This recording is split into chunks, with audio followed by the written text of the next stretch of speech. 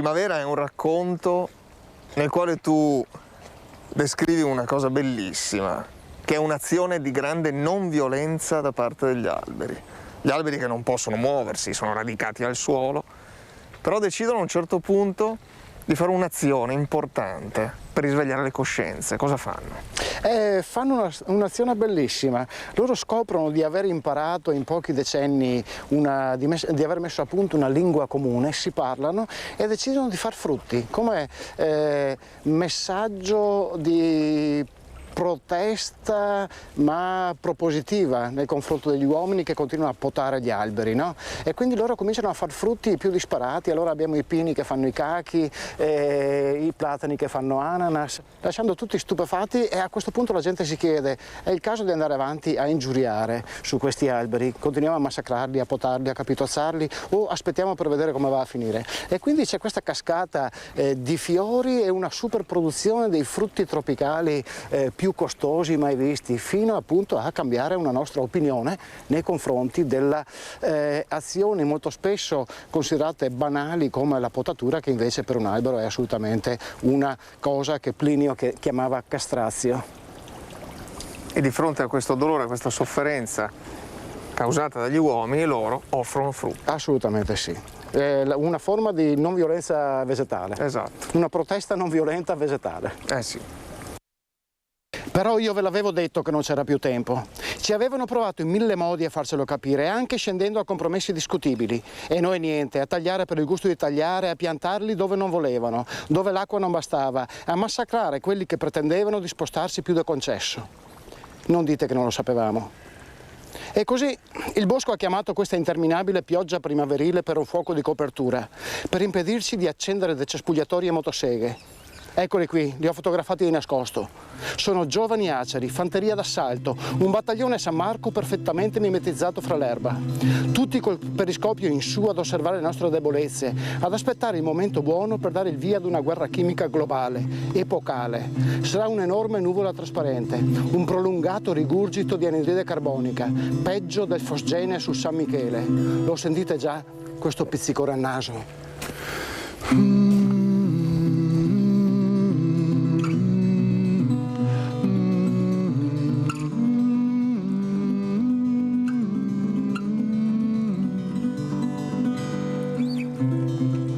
Le cime dei larici aspettano con gli occhi chiusi e giocano col vento senza sorridere. Il buio con la bocca aperta avanza già dalla pianura, la sera arrugginisce le cime dei larici. Tara, tarara.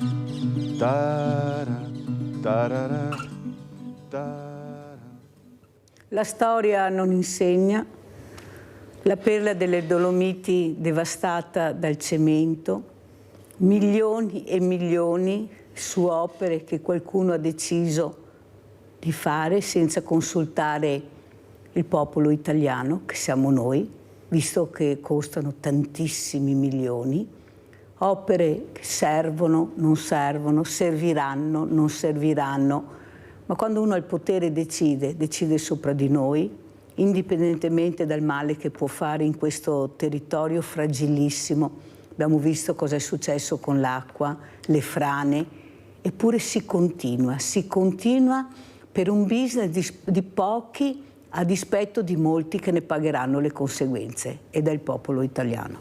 Detto questo, questa mattina parleremo invece di arte, di cultura, di musica con il professore Eugenio Manzato, già direttore Musei Civici e scrittore dell'Ultima notte dei dottor Romani, che vediamo anche il libro, eccolo qua professore, L'ultima notte, eccola qua. Speriamo invece che ce ne siano di notte per tutti questi bambini, ragazzini, giovani che crescono. E saluto anche Andrea Zum, musicista. Buongiorno Andrea. Eccolo Ciao. qua anche lui pronto con la chitarra, che bello vedere i giovani con la chitarra, che bello sentire che i giovani amano la natura, che sì, veramente sono loro che manifestano per l'ambiente, sono loro che ci mettono la faccia per tutti noi, hanno il coraggio di fare anche delle azioni estreme, ma per far capire che così non si può andare avanti, eppure si continua a devastare il territorio. In una Cortina dove si paga 1.000 euro al giorno, pensate, chissà quanti arriveranno a Cortina a godersi Cortina e tutto questo splendore che dicono che avverrà, e poi quanti invece resteranno a casa e non hanno neppure i soldi da mangiare, oppure le strade, le aziende che non sapranno come finire. Allora, professor Manzato, intanto grazie di essere qui, inizio proprio da lei. Ieri sera una serata magica. Cosa è successo? Raccontiamo, perché è stata un'emozione, ha raccontato il professor Manzato. È un caso di omonimia, mi chiamo Manzato e c'era il saggio finale del Manzato. Io ero invitato perché ogni tanto faccio qualche consulenza così a titolo di amicizia, no. E dovevo far incontrare delle persone, gli eredi del maestro Tirindelli, con Giuliano Simeonato, che è esperto di musica, studioso di musica, che cercava proprio notizie su Tirindelli. E erano la maggior parte giovanissimi, bambini. Sono stato intenerito particolarmente da loro, bambini nel coro, e c'era un giovanissimo violinista, poteva avere 5 o 6 anni, determinato, suonava in piedi, no? Con le gambe larghe, ben piazzato, no? Il suo violino mi ha veramente intenerito. Ma poi tutta la serata, molto molto bella, 2 ore, senza un attimo di sosta, no? Anche i cambi, quando c'era bisogno di spostare i cosi, allora si creava la penombra con sottofondo di musiche composte proprio dalla classe dei ragazzi che fanno composizione, e è venuto fuori uno spettacolo straordinario, non semplicemente un saggio di fine corso, no, ma proprio una serata, un concerto con tutti i crismi. Abbiamo Tilly da Ponzano Veneto. Ciao Tilly. Sì, Mirella, buongiorno. Buongiorno. Non so perché vedo che il professore sta ancora parlando. No, vai pure tu, vai pure, non guardare la televisione, parla al telefono. No, volevo riferirmi a ieri sera di una trasmissione che ho visto, e ho visto proprio intervista Zaia a proposito della Milano Cortina, della famosa Milano Cortina, e ho visto Zaia che proprio, se avesse potuto sparargli a che povera ragazza che lo intervistava, lo avrebbe fatto. Decimazione dei pini, di tutto. Una vita fa avevo sentito il sindaco di Cortina, non una vita fa voglio dire, che aveva detto: se costruite ste piste da bob, tutta questa roba, sappiate che poi il comune di Cortina non può provvedere alla manutenzione. Questo lo dovete sapere. Esatto. Allora io dico una roba, imbarazzato Zaia che masticava proprio dalla mascella, poi in altro proprio Malagò, che quello è da lasciar perdere, perché ha detto la CIO portava, e poi interverrà lo Stato.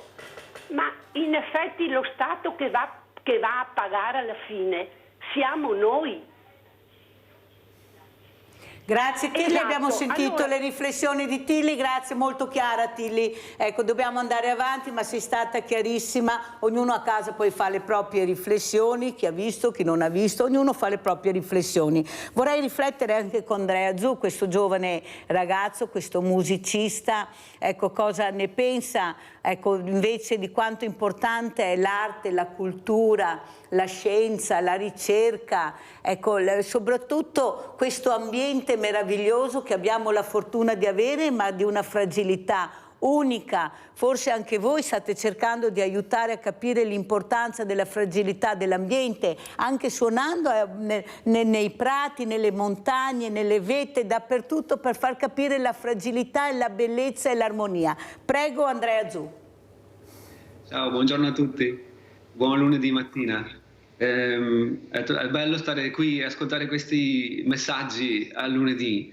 Grazie Mirella, perché stai mandando un bellissimo messaggio al popolo. Per quanto mi riguarda, io essendo musicista, grazie anche del giovane, veramente, la missione è quella di portare appunto la musica in questi ambienti, per fare in modo che le persone possano entrare in risonanza con le parole dei canti che portiamo, in un ambiente che è in risonanza con i canti che portiamo, e così capire quanto questa unione tra musica e natura possa risvegliare i cuori delle persone, chiamiamo così. Andrea, un'altra cosa che volevo chiederti, ecco, delle volte si mandano questi messaggi devastanti dove si vedono sempre giovani con cattivi esempi, mentre io li difendo sempre, continuamente, anzi li porto proprio qui in presenza, oppure mi collego con dei giovani meravigliosi, attenti all'ambiente, attenti alla scuola, anche alla politica. Tanto è vero che io ho proposto di dare il voto ai sedicenni, non capisco perché non possiamo dare il voto ai sedicenni, visto che diamo il patentino ai sedicenni, ma non capiscono, perché il quarantenne capisce, il sessantenne o il trentenne, cioè non ho ancora bene capito. Forse per cercare di cambiare questo mondo, cercare anche loro di responsabilizzarli, di intrigarli anche con il voto, vanno anche a scuola, non è che siano degli zombie, e perciò io penso che forse, grazie a loro, forse potremmo cambiare, non so chi mi ascolterà, però tutti gli ospiti che ho, e ho anche ospiti illuminati, non so, sicuramente gli ultimi della classe, sono tutti favorevoli. Quando chiedo, ma voi sareste favorevoli a dare il voto ai sedicenni? E loro dicono di sì, sarebbe una bella cosa. Cosa ne pensi, Andrea Zu?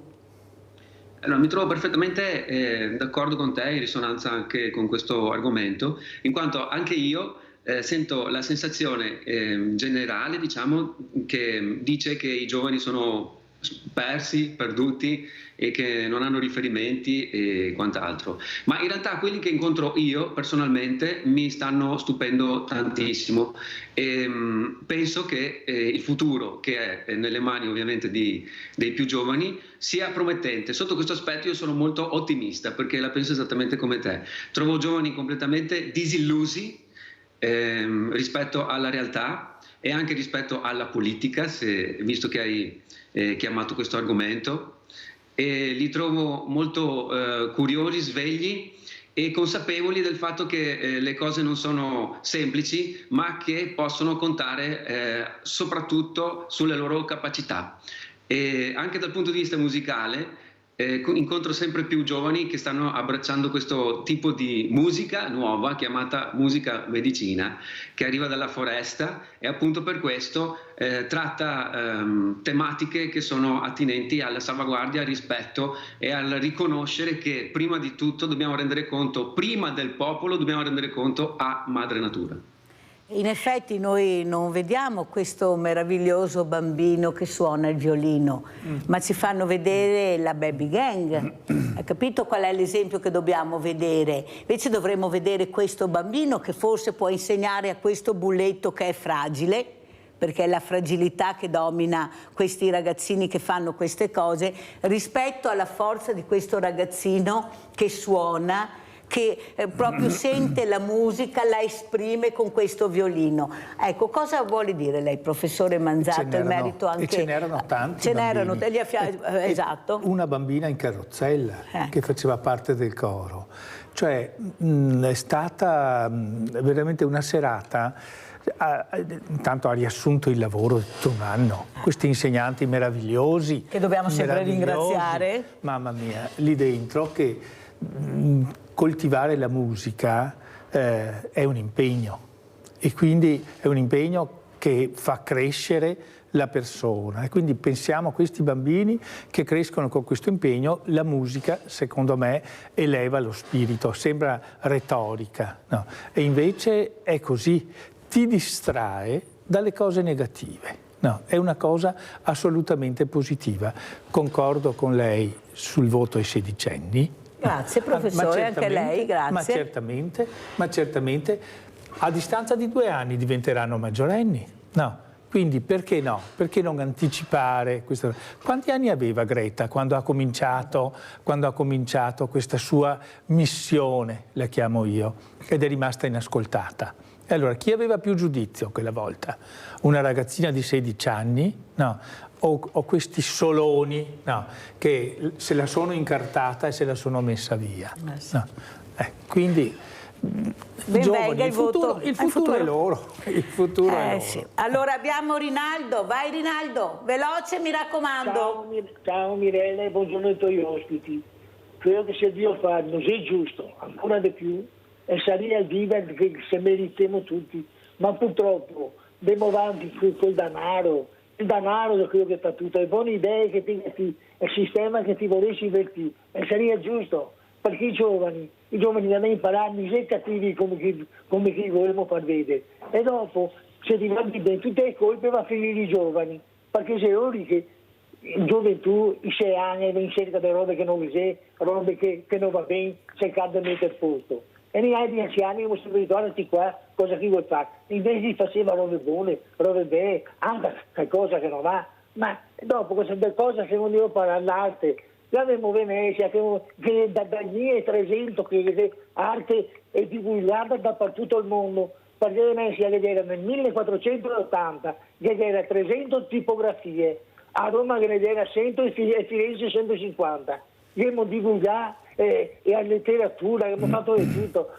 Adesso che c'è solo che Roma, io voglio portarmi via Pacini, è festa, è festival del cinema, del Troni, che ha fatto la festa del cinema, seria necessaria. Siamo proprio poentoni che non si mettiamo in mezzo su niente, capito? I romani sono più furbi degli altri, capito? Però chi che va? Siamo noi altri veneti che ha fatto di tutto nel mondo. Infatti il Tevere che passa il Po e anche il Piave si arriva su il Tevere, avete visto? È arrivato il Tevere sul Po e sul Piave. Grazie Rinaldo. Allora chiederei alla regia se è possibile naturalmente di mandare quel buongiorno proprio della Fenice con questi bambini meravigliosi che interpretano Puccini. Naturalmente se è possibile di 2 sabati fa, per far capire l'importanza invece del bambino che osserva, che capisce l'importanza dell'attenzione, perché viene intrigato e diventa protagonista. Ecco qua. Il bambino vuole essere protagonista, vuole essere lui nel bene e nel male, anche sbagliando, ma vuole essere protagonista. Cosa ne pensi, Andrea? Allora io ho avuto la fortuna di fare il cosiddetto maestro per un asilo nel bosco di bambini. Questo risale già a qualche anno fa ormai. E in questa esperienza ho proprio imparato quello che hai detto te, ossia che il bambino vuole essere protagonista e soprattutto che ha molto da insegnarci. Questo potrebbe essere un luogo comune, ma in realtà è esattamente così. Da questa esperienza che ho avuto con questi bambini io mi porto via un grande insegnamento.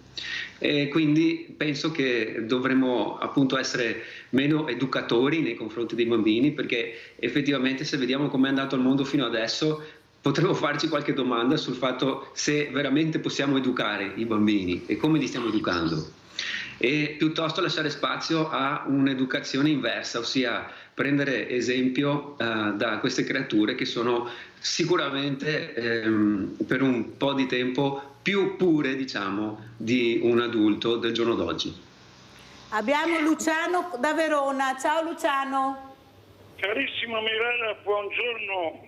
Ti seguo sempre, anche se ho un po' di tempo che non ti telefono. Allora, qui si parla di bambini ed è una bellissima cosa. Però, cara Mirella, lo sai quanto bene che ti voglio, però io penso una cosa, ho appena fatto 81 anni.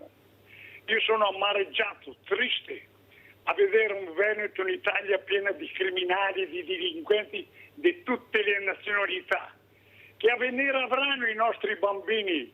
Fino a 30 anni fa, Mirella, e non dirmi che ce l'ho con gli extracomunitari, che quelli che lavorano... Oddio, cagato, cioè, non è che non lo dico, cioè, si sente? Con i coltelli e robe, che la gente ha paura, le donne la sera legnavo, Luciano, non voglio mandare questo messaggio di paura, assolutamente. Sapete che sono contraria a questi messaggi. Non è vero che dobbiamo aver paura, perché non è vero. Ieri la nostra città e sabato ha avuto 200.000 persone, tutte che si sono divertite, famiglie, ragazzi, bambini. Non facciamo passare il messaggio della paura, Luciano, perché non lo ammetto, non è possibile. Che dobbiamo stare attenti, sì, che dobbiamo veramente essere attenzionati, sì, ma che viviamo in una città dove veramente non possiamo uscire, assolutamente no, non ci sto vero, e non faccio passare il messaggio. Grazie Luciano, lo sai come la penso. Ecco, non è il momento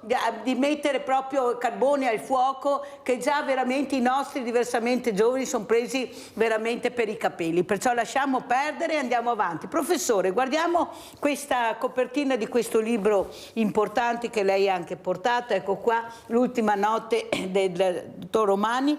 Prego, allora, cosa vuol dire L'ultima notte del dottor Romani? E chi è il dottor Romani? Allora, il romanzo inizia dalla fine. Ecco. Siamo nella notte fra il 12 e il 13 maggio 1797. Il protagonista, che appunto è il dottor Romani, il dottor Antonio Romani, è nelle carceri nuove di Venezia in attesa di esecuzione all'alba per cospirazione contro la Repubblica Serenissima. Vedremo che l'accusa in realtà è un'accusa ingiusta, ma non si deve anticipare, perché è un romanzo pieno di colpi di scena e di sorprese. Ma in quella che lui ritiene la sua ultima notte, e non sa che è anche l'ultima notte di Venezia, rievoca la sua vita. Da quando era bambino, noi troviamo tutta la prima parte, è un romanzo di iniziazione, di crescita. C'è questo bambino che cresce nella campagna trevigiana, esattamente a Santa Cristina. Io sono di Quinto, no, e quindi l'ho ambientato nei luoghi che conoscevo. Non a caso Oasi Cervara, non a caso natura, professore. Ecco, e un bambino che cresce così in questa società contadina, che fa i lavori dei campi, ma che ha dei genitori particolari, no? Lui cresce bilingue, perché parla veneziano, dice lui, non possiamo dire veneto nel Settecento, no? E parla perfettamente veneziano, veneto, con i suoi compagni, con i suoi parenti, però in casa, con i suoi genitori, parla quello che lui crede romano. Romani in realtà è un cognome inventato, no, dai suoi genitori, che sono in realtà transfughi toscani. Quindi in famiglia lui parla toscano ed è bilingue, e mi è piaciuto così approfondire questi aspetti di lingua. Lui, quando parla, chiama babbo e mamma i suoi genitori, ma con i suoi compagni sta bene attento a parlare di loro come me pare e me mare, no, perché una volta che aveva chiamato "oh babbo" dal limite del campo, si era preso, lo avevano preso in giro. Oh babbo, ma cosa dice questo? Ecco. E allora c'è anche questo aspetto. E anche qua, scusi professore, facciamo il bambino che sta attento a come parlare in base a dove si trova. Pensate, questo ragazzino che ha capito l'importanza della parola, di come dire la parola, quando, dove e come. Prego. Sì, perché anch'io sono cresciuto bilingue, in realtà, perché a scuola si imparava l'italiano come una lingua straniera. A casa mia avevo un fratello che studiava, i miei genitori erano culturalizzati, quindi si parlava dialetto, però si sapeva anche parlare in italiano. Ma la scuola ha avuto questa funzione, no, di farci passare dal dialetto alla lingua, all'italiano, e quindi c'era questa attenzione, no? Con la maestra bisognava parlare in italiano, ma anche fra compagni possibilmente, no? Quando si interloquiva in classe. Quindi ho trasferito, diciamo, questa che è stata la mia esperienza, nell'esperienza del protagonista. Ed è un protagonista che così a casa dai suoi genitori lui impara a leggere e a scrivere, però a un certo punto esprimerà il desiderio, ma anche i miei compagni dovrebbero saper leggere, no? E per cui il parroco del suo paese, che è una persona illuminata, mi sono basato sull'esempio di un parroco illuminato che è Don Lorenzo Cricco, che in quegli anni era parroco a Fossalonga, e che era una persona colta, scrive anche di storia dell'arte, le lettere sulle belle arti trevigiane, e che però era un prete illuminista, e anche lui coltivava, soprattutto nei grandi, insegnava per dire la rotazione delle culture, queste cose, e quindi fondano una specie di scuola in parrocchia, in modo che anche i suoi compagni ne avranno giovamento. Li troviamo grandi che possono aspirare a uscire da questa, cioè il figlio del contadino faceva il contadino, no, può aspirare a qualcosa di più. Abbiamo Maria da Bovolenta. Ciao Maria. Ciao Mirella e un buongiorno ai tuoi graditissimi ospiti. Allora Mirella, sono veloce, Allora Mirella, volevo dire che dobbiamo imparare tanto dai ragazzini e dai bambini. Viva l'ingenuità dei bambini, ecco, e soprattutto dagli animali. Guarda che gli animali hanno una gerarchia, una cosa perfetta, e se dobbiamo imparare dobbiamo andare proprio a vedere loro come gestiscono la sua cosa, ecco, la natura. Ecco, io avevo una gattina una volta che ha fatto dei gattini, sono andata per prenderli in mano, non ti dico che gelosa, ma guai, ecco, e allora dovremo imparare dai bambini e dagli animali, ecco, e soprattutto, Mirella, la musica. Io sono amante della musica, sono appassionata della lirica leggera e via di seguito. Ecco, la musica non fa guerra, fa pace la musica. Dovrebbero metterselo in testa quelle persone che dal giorno alla notte si sognano e fanno una guerra, quello che vogliono. Devono imparare dalla musica, la musica mette pace e non fa guerra. Ecco, va bene Mirella, questo è il messaggio che io do stamattina. Brava Ciao Maria. E buongiorno a te e una buona giornata ai tuoi ospiti. Grazie Ciao. Maria per questa telefonata, grazie, fa capire che a casa stanno ascoltando, non sentendo, ascoltando, che è molto importante. Allora andiamo a vedere anche questo concerto in foresta di Andrea Zu e poi lo commentiamo.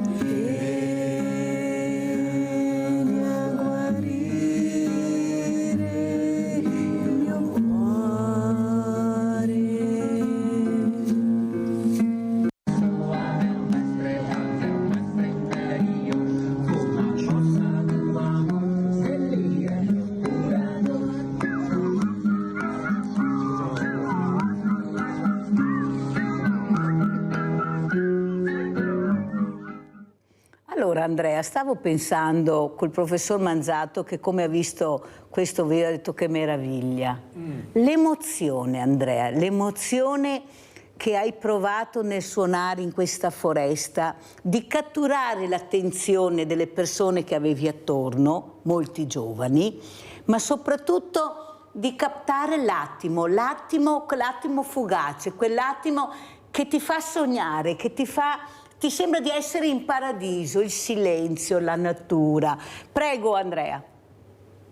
Guarda, è stato uno dei concerti più emozionanti, devo dire, perché non so se l'avete visto dall'immagine di che foresta si tratta, ma è la grandissima foresta del Cansiglio, che penso, guarda, io sono stato in foresta amazzonica molto tempo, però penso che la foresta nostra qui, che abbiamo a pochi passi, quella del Cansiglio, abbia un'energia che è veramente paragonabile a quella della foresta tropicale.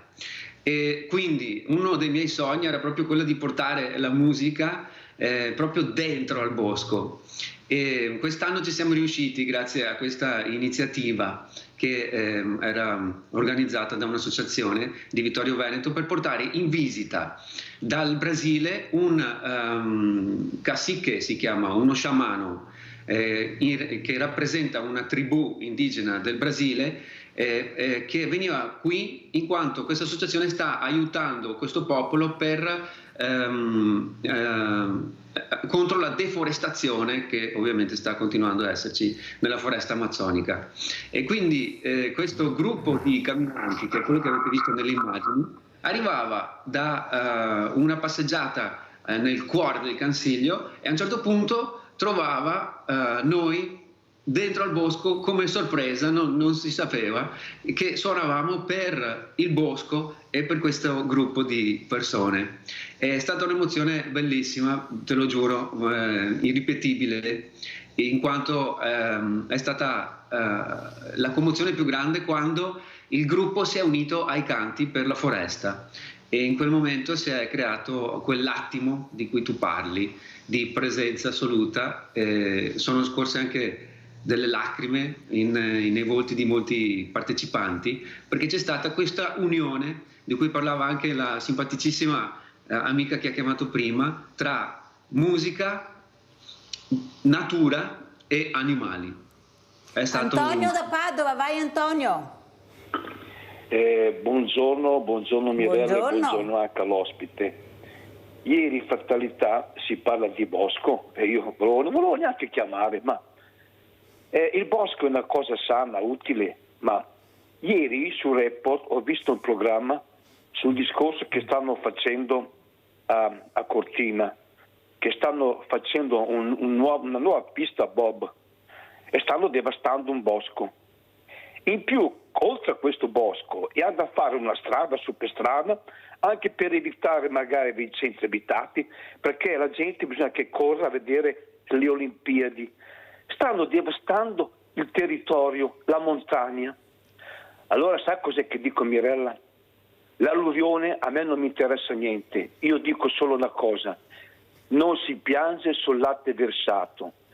L'Europa, l'Italia specialmente, sta devastando con la cementificazione terreni che potrebbero essere utili, anche perché logicamente se il territorio è alla foresta, bene, la pioggia viene assorbita dal terreno, ma quando il territorio è cementificato, come succede in Europa e nel Veneto, l'acqua corre giù e dov'è che va? Va dov'è che deve correre l'acqua. L'acqua corre, va dove vuole l'acqua. Ma siamo noi ignoranti che non lo capiamo. E a me dispiace purtroppo, ma chi ha i soldi gestisce la nostra... Cioè, non ho capito, anche Zaia che ha detto che se tu vai a domandare a Zaia per quale motivo e si mette a ridere, cioè proprio guarda, io non lo so, Mirella, in che mani che siamo, e mi viene da ridere quando dicono che io devo usare l'auto elettrica e poi dopo c'è questa devastazione del territorio. È l'ambiente gliene frega niente, solo l'ambiente. Allora serve solo alla gente che compra macchine e che faccia sviluppo, e poi non parliamo delle macchine elettriche, perché guarda, c'è da parlare di... ma lasciamo perdere, Mirella. Io la saluto e la ringrazio e mi scuso se sono un po' arrappato. Buongiorno e grazie. Anche Antonio ha fatto le sue riflessioni, è giusto ascoltare tutti e poi ognuno fa le proprie a casa e qui in studio. Quello che veramente, professor Manzato, quello che riusciamo a capire anche dalle telefonate è che le persone invece sono molto attente. Noi guardiamo la maggioranza del popolo italiano, è un popolo per bene, è un popolo che veramente si è sempre rimboccato le maniche in momenti terribili, è un popolo che fa molto volontariato ed è un popolo che sa anche capire, ecco, l'importanza dell'arte. Vi ricordate una volta i teatri che erano aperti, dove veramente il popolo partecipava, non era un'elite, era il popolo anche nel pomeriggio. Poi qualcuno ha deciso che il teatro doveva essere solo per i grandi ricchi, per i VIP, tutto chiuso, libretti carissimi. Poi forse qualcuno, anche perché io sono andata, e se devo dire la verità, anche qua a Treviso l'ho sempre detto, poi non mi nascondo, il palco reale non c'era mai nessuno, neanche degli amministratori, era sempre vuoto, non si capisce il perché, ma era così, ve lo posso assicurare. Poi qualcuno ha capito che forse era tempo di intervenire, vero professore, era tempo di intervenire e di aprire questi teatri anche nel pomeriggio. Io ho sempre detto, professore, perché non portare i nostri diversamente giovani nei pomeriggi? Sera, per dire, ecco, prego. Era ingresso gratuito, no? C'erano tutte le famiglie, i genitori, i nonni, no? Perché con tanti bambini, no? Così. Il teatro strapieno. Sì, ma non può succedere una volta ogni tanto, professore. Ecco, se vogliamo rapire questi ragazzi e famiglie, dovremmo aprire questi teatri dal lunedì alla domenica. Ecco, sempre, tutti i pomeriggi, il dopo scuola, vai a teatro, vai a vedere cosa si può creare assieme. Ma cosa offriamo a questi ragazzini, a questi bambini? Allora, sentiamo Giacomo da Cavallino Treporti, poi andiamo da Andrea. Giacomo? Buongiorno. Buongiorno. Buongiorno. Vorrei sottolineare una cosa. Io nella mia vita ho fatto lavori marittimi in Laguna Veneta. Praticamente le bricole che sono fatte di piante di alto fusto di rovere che venivano dalla Croazia, dall'Italia, insomma da un po' dappertutto. E praticamente, giustamente, i verdi hanno detto basta, bisogna mettere altri materiali perché sennò si fa una deforestazione, giusto? Allora io e il Genio Civile di Venezia faccio robe molto veritiere, facciamo dei prototipi di plastica che fanno la segnalazione dei canali, perché è un problema a Venezia nella laguna, e hanno fatto dei prototipi di plastica. I verdi, gli ambientalisti, hanno detto no, deturpa l'ambiente. Allora i canali bisogna segnarli e allora sono andati avanti con le bricole e con i roveri. Io vorrei dire a questi verdi ambientalisti che vogliono tanto bene all'ambiente che bisogna essere un po' più ragionevoli, no? Sempre a senso unico. Grazie. Abbiamo sentito anche le riflessioni di Giacomo da Cavallino Treporti, qua sarebbe molto da discutere, bisognerebbe fare delle trasmissioni proprio in merito a questo per capire, per dare anche queste informazioni molto corrette che ci sono. Allora, niente, dobbiamo andare in pubblicità.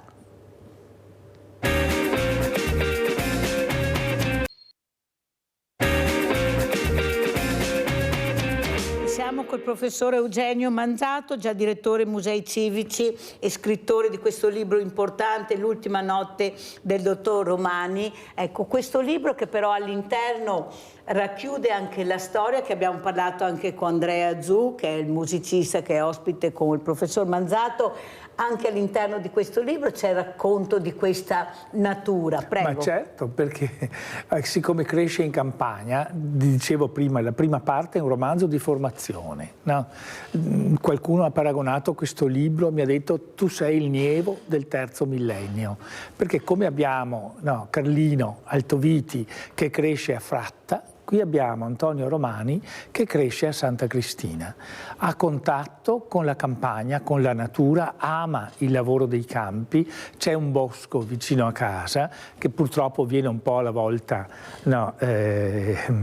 demolito per fare legna, per fare materiale di lavoro, e ci sarà a un certo punto anche l'installazione nella chiesa del paese di un organo.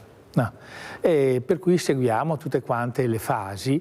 Noi che siamo città di organi, ho partecipato anche quando ero ai musei civici a queste bellissime stagioni organistiche, no? Che si organizzavano in città. Ho imparato un po' il funzionamento dell'organo, la costruzione, eccetera. Ho seguito la costruzione dell'organo che si trova a Santa Caterina, è stato installato nei miei anni, E quindi mi sono permesso, no, di inserire anche questo capitolo, e poi più volte dopo vedremo come che la musica dell'organo sostiene le liturgie, i matrimoni, i funerali, eccetera. E quindi c'è musica, c'è natura dentro in questo libro. D'altronde sono 650 pagine, c'è dentro un po' di tutto. C'è dentro un po' di tutto, infatti guardate, è un tomo, non è un libro, è un tomo, guardate, ecco, è molto ricco. Senta professore, un'altra cosa che volevo chiederle, perché noi parliamo molto di cultura, ma la cultura deve essere supportata.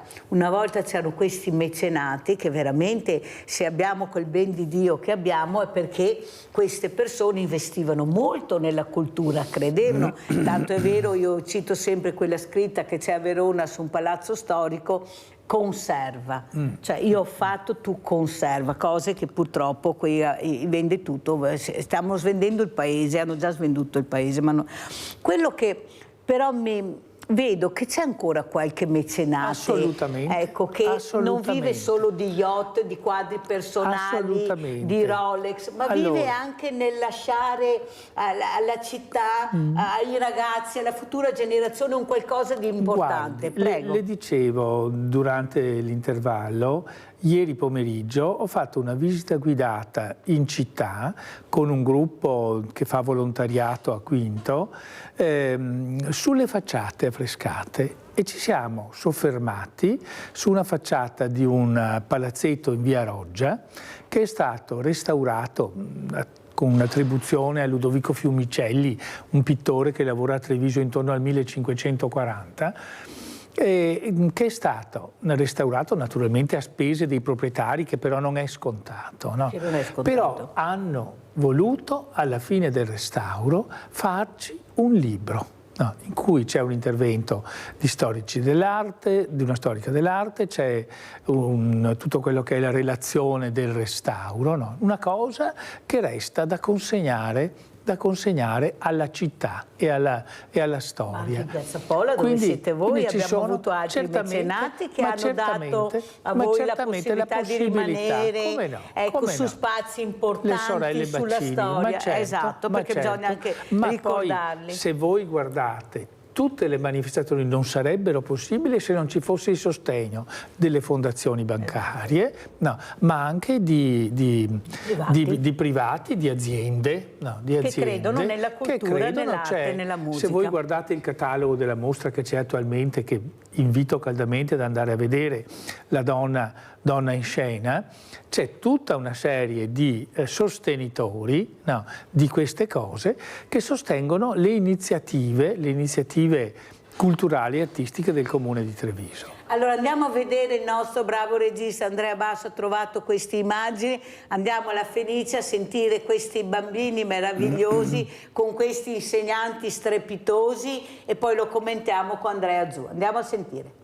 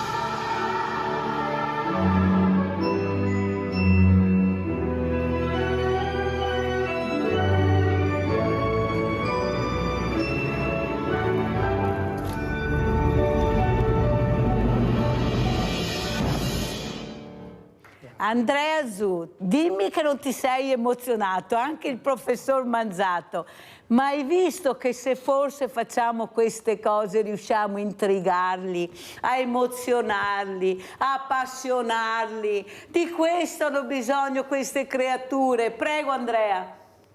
Beh sì, senza dubbio, è stato molto emozionante anche questo momento e il messaggio di questa musica spero che sia arrivato ai bambini. All'alba vincerò può essere un bel messaggio anche per concludere anche questa conversazione che abbiamo avuto per quanto riguarda la natura. Per quanto, se posso lanciare un messaggio di quello che ho ricevuto io dalla foresta, penso che sia attinente a tutto quello che abbiamo detto fino adesso, è questo, ossia la natura a me ha insegnato l'amore compassionevole. Questo significa che alla natura, come è stato il tuo servizio che hai mandato all'inizio, gli alberi che vengono potati danno comunque frutti. Il fiore che viene calpestato dà in quel momento, sprigiona il suo massimo profumo. Questo è l'insegnamento che possiamo appunto trarre da Madre Natura. E quindi cosa significa? Che Madre Natura non ha paura dell'essere umano.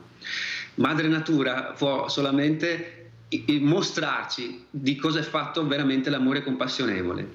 Tutto quello che stiamo facendo noi a Madre Natura attraverso i nostri errori non lo stiamo facendo a lei, perché non abbiamo nessun potere con Madre Natura, lo stiamo facendo semplicemente a noi come genere umano, come passaggio piccolo di questa umanità in questo pianeta che ha molti più anni di noi e molta più esperienza. Quindi coltivare, penso che sia il termine più adeguato in questo momento, i nostri bambini questa consapevolezza attraverso l'arte, i messaggi racchiusi nella natura, nella musica, scusa, che non parleranno mai contro natura, è forse la via migliore per creare veramente un nuovo mondo, una nuova alba. Vedi Andrea, come hai detto tu, anche perché noi siamo impotenti di fronte alla natura. Quando si arrabbia Madre Natura non ce n'è per nessuno, puoi fare quello che vuoi, ma quando si arrabbia e arriva non ce n'è per nessuno. E ti insegna molto in quel momento che arriva, ti insegna che non hai ascoltato i segnali che lei ti ha dato. Le persone che hanno studiato, gli addetti ai lavori che continuano a gridare: guardate che c'è un cambiamento climatico che preoccupa, guardate che siamo in un territorio fragilissimo, quello che non è successo in 300 anni succede in un minuto e l'abbiamo visto, ma inascoltati perché c'è il business, business che va da tutta un'altra parte, questo business nelle tasche dei pochi, come ho detto prima, a danno di molti che non sanno difendersi perché non possono difendersi. Ieri ho sentito qualcuno che ha detto che dobbiamo farci a ogni casa che ha piano terra deve fare un piccolo Mose per difendersi. Ma di cosa stanno parlando? Ma vi rendete conto di cosa stanno dicendo? Che dobbiamo noi mettere gli argini fuori delle case per proteggerci dall'acqua, perciò tu devi farti la casa e devi proteggerti con un argine. C'è Mario Tozzi che dice che non ci si difende con le opere, ci si difende con, stando attenti proprio a non violentare la natura. Ecco, andando secondo quello che la natura ci dice. La natura non si vendica, la natura sono semplicemente le conseguenze dei nostri errori, come diceva Zu. Allora andiamo a vedere questo video, anche Icaro Felice, andiamo a Mestre adesso a vedere Icaro Felice.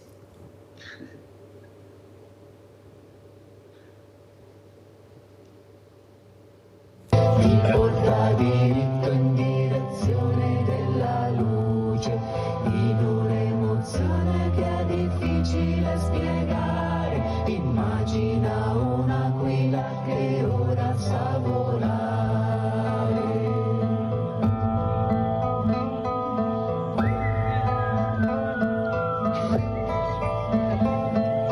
Vola, vola, vola senza mai aver paura. Quello che spaventa è menzogna pura.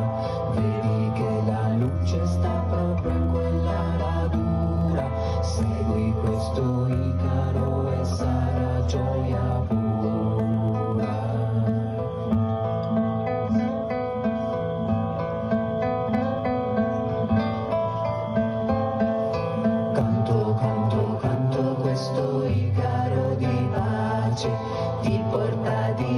in direzione della luce, in un'emozione che è difficile spiegare, è come la canzone di una banda celestiale.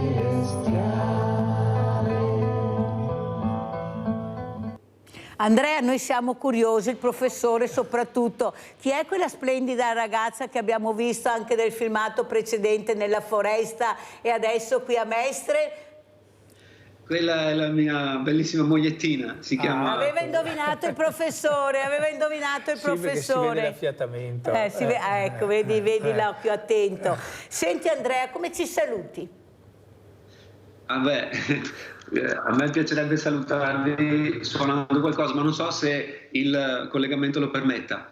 Prova, dai, prova a suonarci qualcosa, Andrea, vai. Non so se avete sentito il messaggio di Icaro Felice. L'Icaro, attenzione, l'Icaro non è quello mitologico che siamo abituati a pensare, ma è il canto di cura canalizzato dallo sciamano in foresta per portare conforto ai propri pazienti. E quindi questo è un Icaro che mi è arrivato, l'ho scritto io, diciamo, e si chiama Icaro Felice e porta un messaggio molto importante, che è questo: vola, vola, vola senza mai aver paura, quello che spaventa è menzogna pura, vedi che la luce sta proprio in quella radura, segui questo Icaro e sarà gioia pura.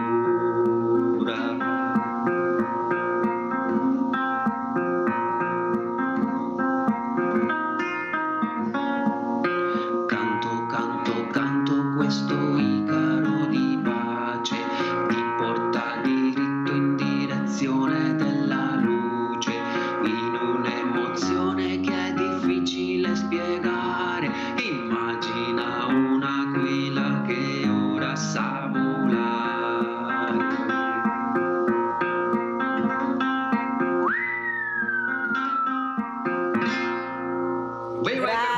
Grazie bella, Andrea Zu, grazie. bella, Guarda che voglio averti in presenza con la tua dolce mogliettina, però prossimamente, guarda che ci tengo tantissimo, perché sono messaggi importanti, sai Andrea, che stiamo dando a queste persone a casa che non sono ascoltate, che veramente hanno bisogno anche di staccare la spina anche con questa trasmissione, con questi ospiti. Questo è lenitivo, ecco, proprio. Prego, professore, cosa vuole dire? È lenitiva questa musica, perché ha il ritmo di una ninna nanna, no? E quindi certamente che è sciamanica, nel senso degli sciamani che guariscono, no? Proprio col canto, molto molto bella, molto dolce. Allora vediamo anche queste immagini, professor Manzato, di questa meraviglia che abbiamo, che è il Museo di Santa Caterina, questa abside restaurata. Lei è stato direttore dei musei per tanti anni, tanto tempo, ha vissuto la realtà che ci circonda anche a Treviso, perché siamo dei musei a cielo aperto, poi quando entriamo non riusciamo neppure a capire da tanta bellezza che vediamo. Prego, professore. Allora, i musei sono, come dire, un concentrato, un campione di quello che c'è fuori nel territorio. Nel museo si concentra, il museo dialoga con il territorio, rappresenta il territorio e ci dà quindi un'idea di un percorso. Beh, qui abbiamo Tommaso da Modena, no, lo troviamo qui, lo troviamo in giro per la città, nelle chiese a San Francesco, San Nicolò, nel capitolo dei Domenicani, a Santa Lucia. Si può fare un vero e proprio percorso con Tommaso da Modena, ma anche con tutte le altre opere. È un artista che andrebbe valorizzato. Adesso mi pare che ci sia un progetto, c'era con Treviso Capitale della Cultura, comprendeva anche un progetto di mostra su Tommaso da Modena, mi pare che adesso sia saltato, ma secondo me varrebbe la pena proprio di riprendere questa indagine su questo, che è un grande artista, che è poco noto perché lo si incontra solo a Treviso. Eppure, professore, facciamo anche questa parentesi: questa notte bianca che è appena passata ha dimostrato quanta attenzione invece c'è da parte delle persone andare a visitare i musei. Certo, abbiamo visto le code, le file per entrare al Bailo, vediamo anche questa mostra del Bailo a Treviso, i musei erano aperti, c'è questa risposta. Bisognerebbe farlo un po' più spesso, magari una volta al mese. Non sarebbe male. Ma c'era, mi pare di ricordare che la prima domenica del mese c'è stato un momento, anche recente, in cui c'era l'entrata gratuita ai musei. Però anche così, voglio dire, io ho fatto una tessera, costa 10 €, per cui per tutto l'anno si può entrare tutte le volte che si vuole in museo, con 10 €.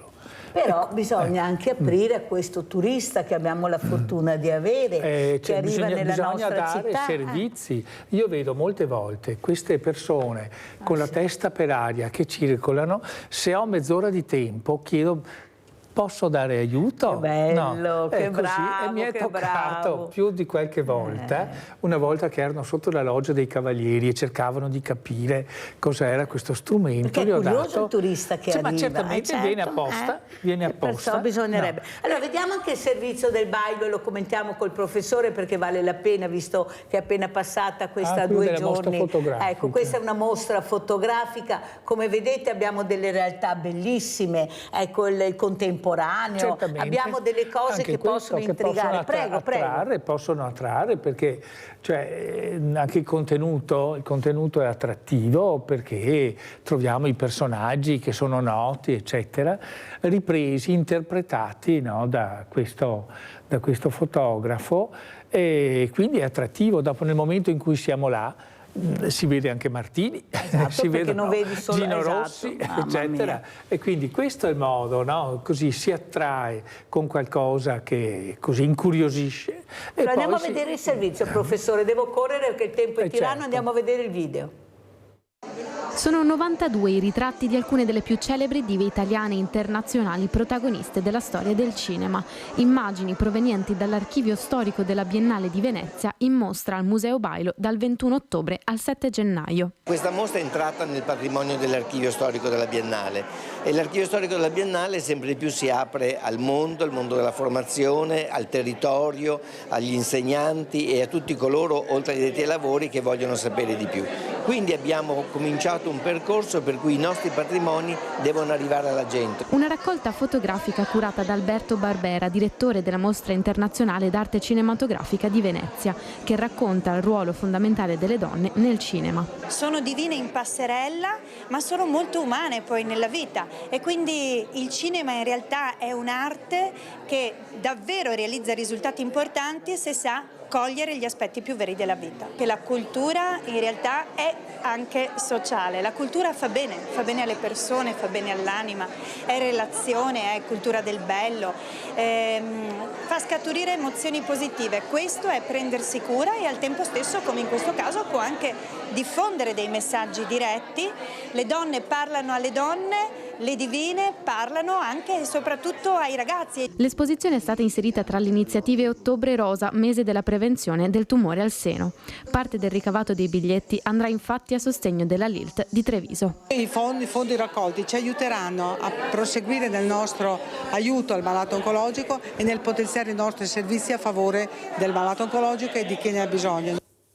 Allora, come avete visto, tantissime persone che se apri arrivano, e questo dovrebbe essere un insegnamento. L'informazione bisogna passare. Allora, chiudiamo anche con le foto della mostra del libro di Torino di Eugenio Manzato, e soprattutto sentire anche come ci saluta il professor Manzato. Prego, professore. Allora, ho avuto così la possibilità di presentare al Salone di Torino questo libro, domenica, non ieri, l'altra domenica, ed è stata un'esperienza molto, molto bella. Ero nel padiglione, nello stand degli editori veneti, e mi ha presentato il professor Romagnani, che è professore di storia moderna all'Università di Verona, una persona molto informata su quest'epoca perché ha scritto molti libri su quest'epoca, ed è stata una lettura diversa perché ogni volta il presentatore scopre cose diverse, si concentra su situazioni diverse nel libro, pieno di situazioni, ho detto sono 650 pagine, però che tutti mi dicono l'ho letto in 3 giorni, perché quando cominci pare che non si riesca più a fermarsi, no? Così esprime anche così, è un bel personaggio, perché è un personaggio idealista, no?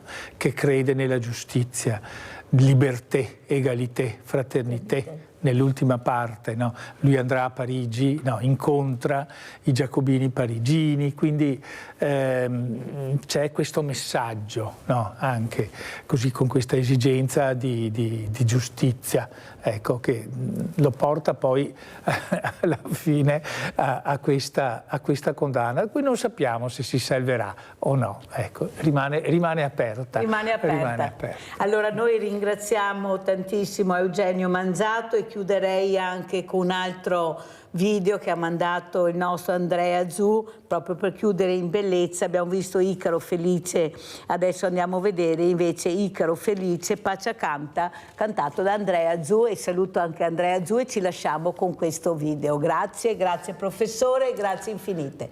Intanto le dedico il libro. Porta diritto in direzione della luce, in un'emozione che è difficile spiegare. Immagina un'aquila che ora sa volare.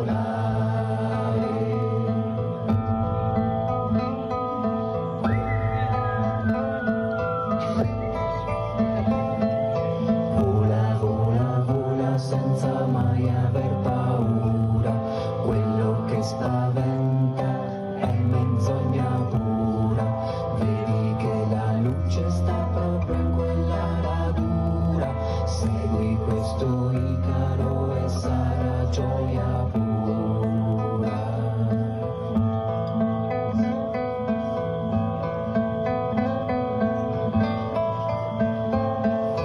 Canto, canto, canto questo Icaro di pace, ti porta diritto in direzione della luce, in un'emozione che è difficile spiegare, è come la canzone di una banda celestiale.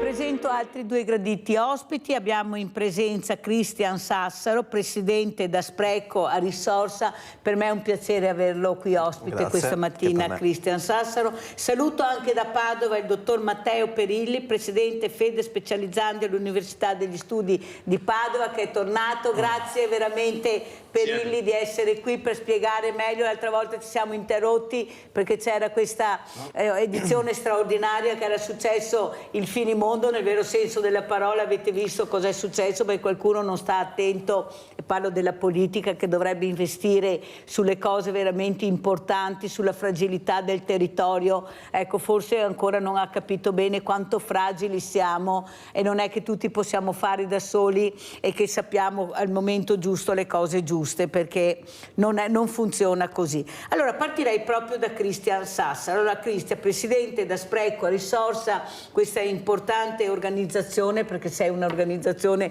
importantissima che cerca di alleviare le sofferenze delle famiglie, che sono quelle anche di riuscire ad arrivare a fine mese, perché sennò, se non ci fossero, queste realtà non arriverebbero neppure alla prima settimana, ecco, perché almeno mangiano, almeno si vestono, almeno trovano qualcosa, ecco, fanno la spesa gratis. Com'è la situazione, Cris? Cosa vedi? Ecco, di cosa sei preoccupato più che altro? Beh, noi vediamo una richiesta sempre in aumento, penso la vedi anche tu nel vostro emporio, quindi una richiesta sempre maggiore, e ecco, parliamo anche di molte famiglie italiane perché tante volte anche nel parlare comune, ecco, sabato ad esempio ho fatto una colletta alimentare sempre in favore degli empori, e molte persone ti dicono ma c'è quello che se ne approfitta. Ecco, forse una volta mi viene a dire che c'era chi se ne approfittava.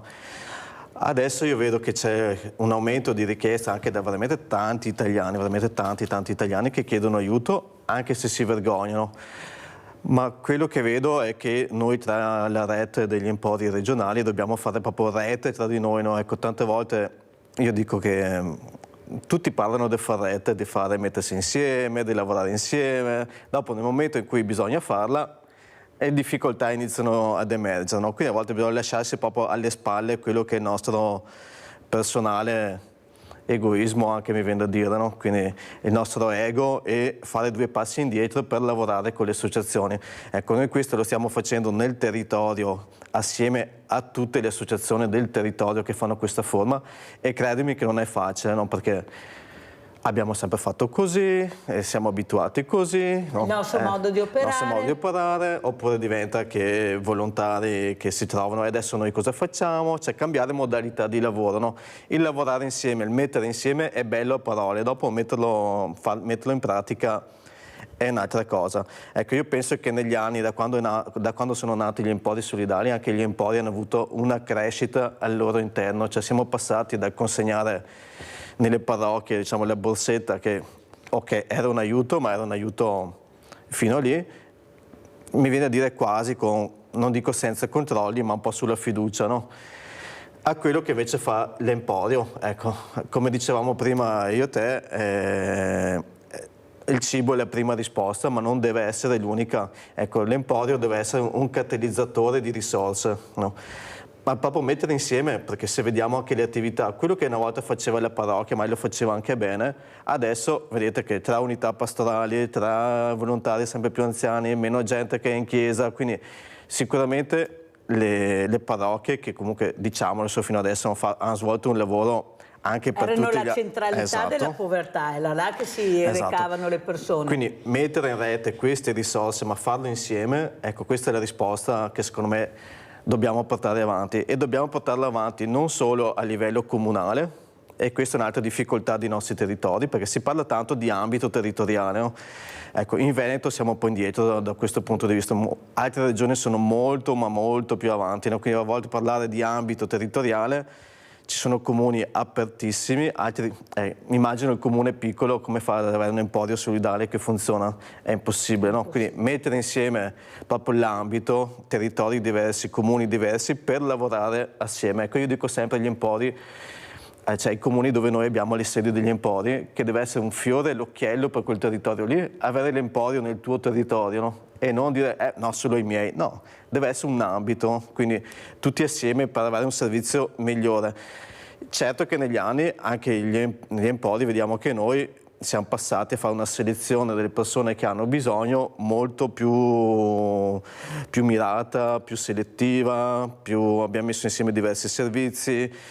Una volta forse bastava l'ISEE, ecco, l'ISEE per noi che lavoriamo poi in mezzo a queste cose è uno strumento che ti dà un'idea, ma non ti dice tutto, no? Un indicatore, che sappiamo bene che l'ISEE è comunque un reddito di 2 anni prima, quindi nel frattempo la situazione potrebbe essere cambiata, e quindi andiamo a chiedere altri documenti, a offrire altri servizi. Ecco, noi spingiamo tanto sullo sportello il lavoro, ma perché dà la dignità, non per mandarli fuori dall'emporio. Cioè, non no? basta la borsa o il vestito, ma deve dare la dignità alla persona, specialmente con il lavoro.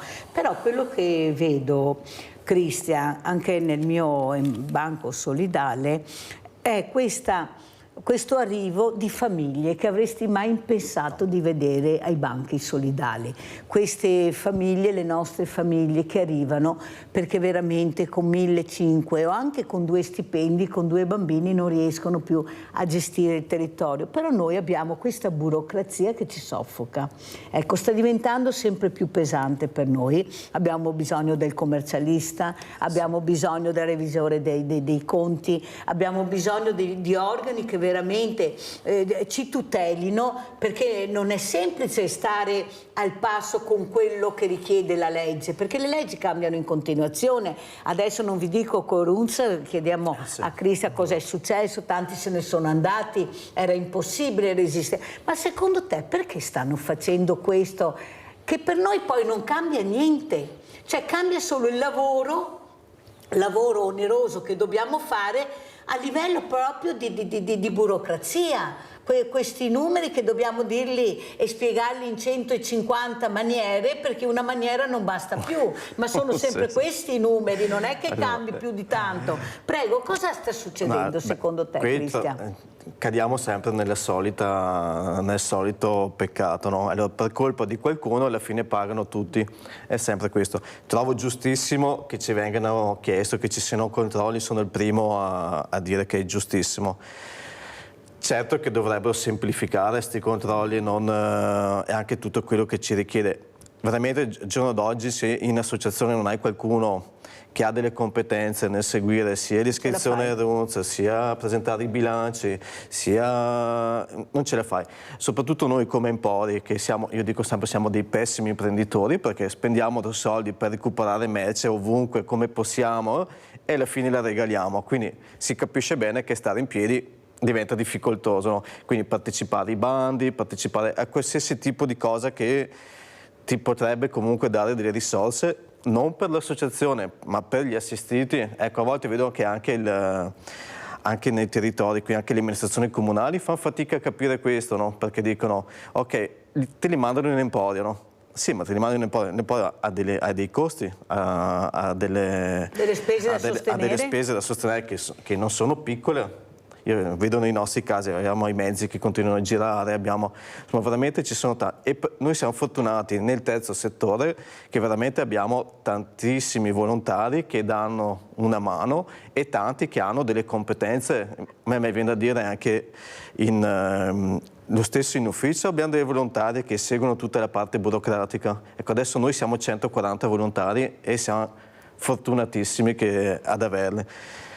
Non è così scontato che tutte le associazioni... Perché voi siete però abbinati anche, se mi ricordo, delle parrocchie a delle situazioni che vi danno una mano anche col mondo del volontariato giovane, diciamo così. Sì, abbiamo anche... Beh, quelli esulano dai volontari perché sono vari servizi. Esatto, abbiamo tutti i ragazzi dei salesiani, dei giovani salesiani, dei scout. No, perché sembra che non ci siano questi ragazzi, diciamo invece che ci sono. Adesso che inizieranno i GREST, ecco, abbiamo un'attività con 800 ragazzi che faranno delle attività in favore degli Empori, quindi veramente il coinvolgimento di ragazzi in questo tipo di attività. Mi viene in mente settimana scorsa abbiamo fatto un incontro con l'Azione Cattolica di un altro paese e il bello è che loro sono al di fuori di certe dinamiche, no? Quindi capire come funziona l'Emporio, che nell'immaginario comune l'Emporio è vai lì, ti danno la borsetta, non è così. No. Ecco, quindi far vedere ai ragazzi le scuole che vengono in visita negli Empori, spiegare cos'è lo spreco alimentare ai ragazzi, cosa sono le date di scadenza, cosa non sono, cioè tutte le etichette. C'è un mondo sul discorso anche dello spreco zero che veramente è quasi fantastico e noi non lo conosciamo. Ecco, una cosa che noi vogliamo fare quest'anno proprio sullo spreco alimentare, adesso mi è fatto venire in mente questa cosa, è che a volte anche noi ci troviamo in difficoltà a spiegare alle persone che mai sono di diversa etnia e di diverse lingue cos'è una scadenza e cosa invece è un'indicazione di consumo, no? Anche questa cosa qua. Ecco, quindi da quest'anno proietteremo dentro l'Emporio in continuazione le spiegazioni nelle varie lingue di cosa sono queste differenze, proietteremo le varie proposte lavorative in modo che queste famiglie cerchino di uscire da questo tipo di situazione, ma poi soprattutto, come dicevi tu prima, la maggior parte di queste famiglie, che nell'immaginario comune è che vadano a lavorare, che si arrangino, giusto? Questo è che si legge un po' attorno. In realtà l'80% delle persone, delle famiglie che seguiamo sono persone che lavorano. Ma i redditi purtroppo sono bassi, vediamo l'inflazione che non è adeguata, appunto anche l'aumento dei stipendi non si è adeguata all'inflazione e quindi una persona mai con monoreddito, con la moglie a casa perché ha 3-4 figli, fa un po' fatica. Ecco, molta questa è la situazione. Molta fatica. Sentiamo anche cosa ne pensa il dottor Matteo Perilli. Si parlava di giovani, questi giovani nel mondo del volontariato, questi giovani che poi vedremo anche a questa visita a Verona di Papa Francesco, che veramente noi li abbiamo visti, ci sono questi giovani, però bisogna intrigarli, qua dobbiamo dire grazie alle parrocchie, al mondo del volontariato, sì, se riusciamo a vederli. Ecco, l'importanza anche di crescere anche nella scuola, non solo nelle scuole paritarie, nelle scuole medie, ma anche poi nei licei, nell'università, col mondo del volontariato. Cosa ne pensa Perilli? Beh, il volontariato è stata la porta d'ingresso per molti di noi medici, diciamo, al mondo della sanità, perché conosciamo tutti, insomma, la realtà delle varie Croce Rosse, Croce Verde, Croce Azzurra, insomma, che ci sono nel territorio, che sono una prima interfaccia per i giovani con il mondo della sanità. Le esperienze che raccontava l'ospite in studio sono esperienze preziosissime, perché avvicinano i giovani alla realtà del volontariato, che è una realtà bellissima. Io mi sono trovato nella possibilità di farlo, e dico possibilità perché comunque è un qualcosa che tutti possiamo fare, ma di cui non tutti abbiamo la possibilità di fare, perché bisogna anche trovarsi in una situazione di fortuna, diciamo, per poter dare qualcosa, e la volontà, insomma, di dare, di impegnarsi verso l'altro è sempre un qualcosa di bellissimo, che fa crescere poi nella vita, insomma. Sicuramente si può partire da giovani, sicuramente forse si deve partire da giovani. In questo le scuole possono fare tanto, possono aiutare, possono indirizzare i giovani verso una crescita anche spirituale, anche morale, insomma, della persona, in questo senso. Allora, dottor Perilli, lei ha dichiarato, e ritorno a quello che si diceva l'altro giorno in trasmissione, serve una programmazione seria, presto ci saranno più medici del dovuto, saremo disoccupati di lusso, limitare l'accesso e garanzie di qualità, non ci sono prof e aule per l'ingresso libero. Io però aggiungo benvengano se ci sono tantissimi medici, visto che abbiamo una popolazione che sta invecchiando, questi diversamente giovani che non riescono più a avere delle risposte adeguate, perché veramente mancano queste figure. Queste figure una volta erano fondamentali, era il medico di famiglia, dove questa persona si rivolgeva e aveva la visita immediata, anche di notte chiamava, il medico arrivava. Poi è cambiato tutto, è cambiato per volontà di qualcuno che ha deciso, a mio avviso da tanti anni, dottor Perilli, di farci andare verso più il privato che nel pubblico. Hanno investito, anche se dicono che non è vero, e noi però abbiamo visto come è fiorito questo privato, dove trovi subito la risposta, trovi il medico, trovi gli infermieri, trovi tutto, basta pagare. Ecco, se paghi tu hai tutto, se non paghi ti faccio la lista d'attesa se c'è, addirittura non c'è più l'attesa come a quella persona, quel malato oncologo che ha chiamato, che gliel'hanno addirittura cancellata senza nessun perché e senza nessuna spiegazione. Adesso stiamo verificando cosa è successo. Cosa sta succedendo secondo lei, dottor Perilli? Lei è giovane, ha le idee chiare su quello che sarà il futuro anche del vostro veramente lavoro, e questo allarma molto, perché lei dice saremo disoccupati di lusso. Prego. Allora, cosa sta succedendo è chiaro, e lei lo ha già espresso bene. Purtroppo stiamo vivendo adesso gli effetti di una programmazione sbagliata che è stata fatta nel corso degli ultimi 15 anni, abbondanti, insomma, anche 20. Il problema infatti non è aprire, come già ho avuto modo di dire, l'ingresso al corso di laurea in medicina, perché questo non risolve il problema attuale che abbiamo oggi. Un medico che entra, o meglio, uno studente che entra oggi sarà un medico tra 10 anni circa. Quindi è evidente che non è un problema che si può risolvere in questo momento aprendo il corso di medicina. Anzi, perché dico che è controproducente? Per due motivi. Lei mi ha parlato giustamente del fatto che ci sono meno medici rispetto ad una volta. Questo è vero in questo momento, ma è perché stiamo vivendo in questo istante la gobba cosiddetta pensionistica, cioè stiamo vivendo il momento di massimo pensionamento, che era legato al modo in cui si entrava a medicina circa 40 anni fa, ok? Che c'era allora il test ad accesso libero, cioè non c'era il test, c'era l'accesso libero. Purtroppo questa gobba pensionistica ci sta facendo faticare, ma non durerà per sempre. Gli studi ci dicono che durerà 1, 2-3 anni ancora, circa fino al 2027, dopodiché il trend si invertirà e i medici che escono dal corso di laurea, che attenzione, sono già in corso, non sono che devono entrare, sono già in corso, saranno molti di più di quelli che ne escono. Questo risolverà il problema? Sì, ma c'è un discorso da fare. Qual è la qualità di formazione che io garantisco a quei medici? Perché se noi vogliamo una medicina che sia adeguata anche dal punto di vista della qualità che viene fornita al paziente, allora purtroppo il numero chiuso è ancora di più necessario, perché non ci sono le strutture per permettere a tutti l'adeguata qualità formativa. Io vi posso raccontare la mia esperienza in determinate situazioni. Io lavoro attualmente in ospedale che mi sto formando, dopo il corso di laurea sono nella specializzazione, ci siamo trovati delle volte ad essere in 13 intorno ad un letto di un paziente solo, che è una cosa ovviamente che limita fortemente la possibilità di imparare da quel paziente e da quella patologia.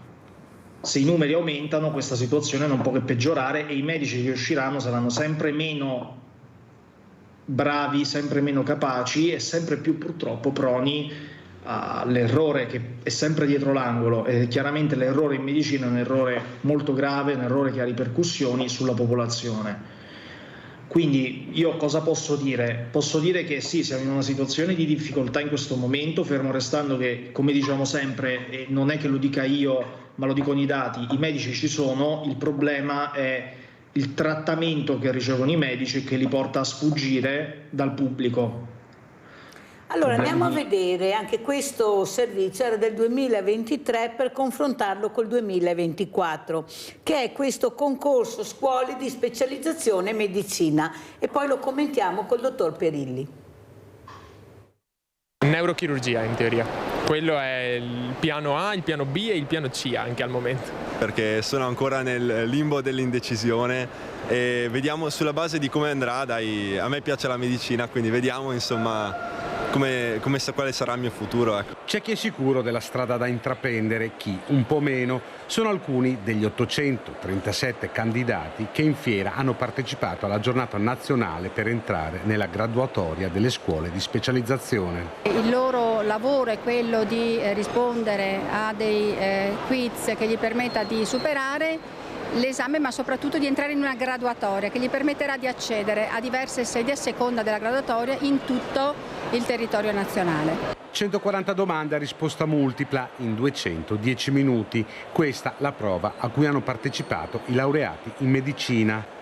Sono 120 in meno rispetto allo scorso anno. Alcune discipline, alcune scuole di specializzazione hanno una riduzione dell'utilizzo delle borse, vedi anestesia e rianimazione, vedi medicina d'urgenza, vedi la chirurgia, sono legate molto di più a quello che il giovane di oggi, neolaureato, teme, di non essere all'altezza, di non sentirsi pronto per delle specializzazioni che hanno una richiesta di impegno notevole, cosa che noi cerchiamo di convincerli che non è così, si devono sentire affiliati in qualche modo al loro ateneo, affiliati a delle discipline che sono soprattutto a Padova di altissimo livello, ma le problematiche che si sono create anche e soprattutto nel post-Covid sono molteplici e noi come ateneo stiamo cercando più che affrontarle di comunicarle, di avere la comunicazione diretta con i rappresentanti degli specializzandi in modo da andare loro incontro. In molti però aspetteranno la graduatoria per capire che scelte fare.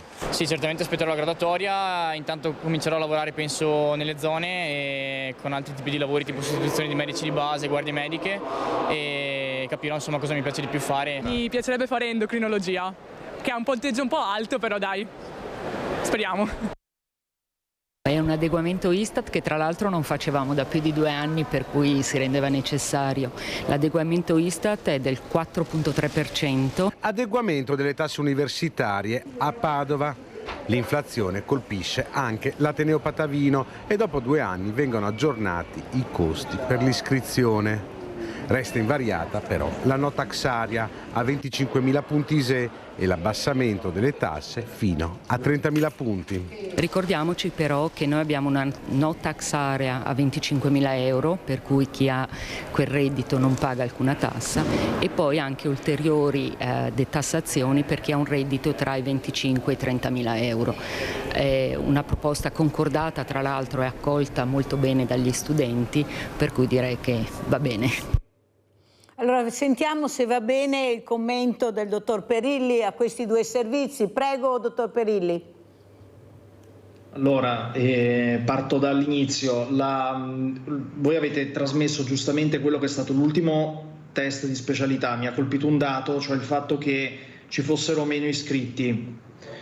Allora, dobbiamo capire purtroppo come funziona questo tipo di test. Non è che ci fossero meno iscritti, c'erano meno iscritti a Padova, che è una cosa specifica legata a come vengono distribuiti i partecipanti al test. Non è che fossero di meno a livello nazionale, purtroppo, e il fatto di partecipare al test a Padova non preclude la possibilità di andare in altre parti dell'Italia e viceversa, chiaramente, tant'è vero che le università venete hanno avuto, soprattutto nei confronti di quelle che sono le specializzazioni più in difficoltà, penso ad anatomia patologica, penso ad emergenza, urgenza, penso ad anestesia, i numeri maggiori nella nostra Italia, che è sinonimo e anche sintomo del fatto che la sanità veneta comunque stia lavorando bene da questo punto di vista e che le nostre strutture siano comunque attraenti e attrattive.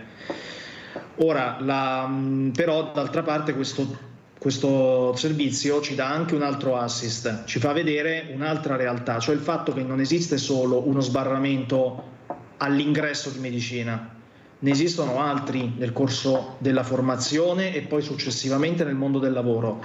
Tutto ciò che fa il medico, soprattutto se vuole entrare nell'ambito pubblico, è soggetto a dei test, è soggetto a dei concorsi, è soggetto ad una certa forma di numero chiuso.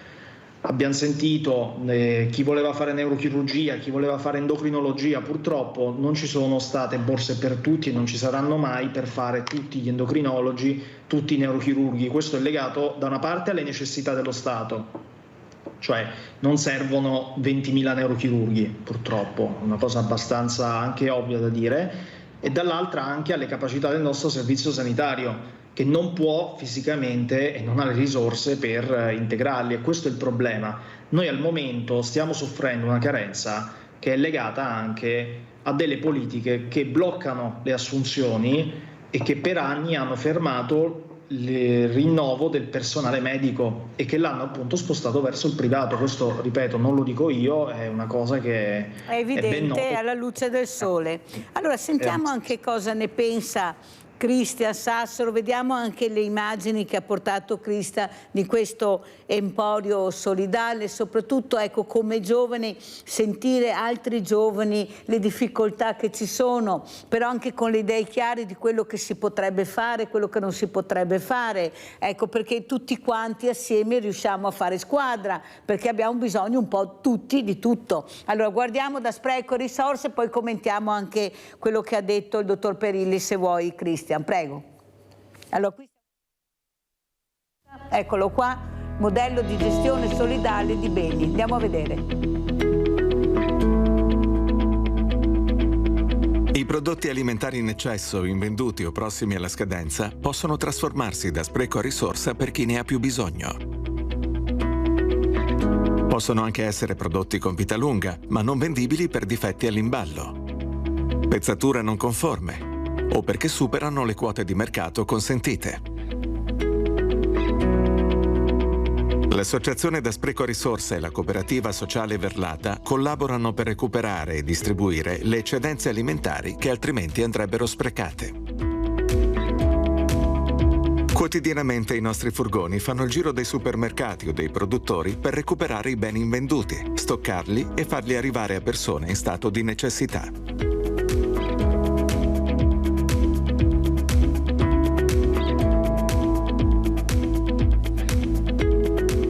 I nostri donatori sono punti vendita della grande distribuzione, produttori alimentari o organizzazioni di produttori ortofrutticoli.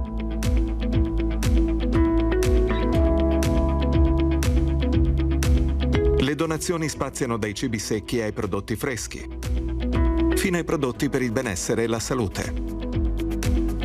Particolare impegno è dedicato alla gestione dei congelati. Con il nostro progetto capofila Eccedenze sotto zero, in partenariato con Unicom, carne, pesce o prodotti affini vengono congelati direttamente nei punti vendita prima della loro scadenza naturale, allungandone l'opportunità di consumo.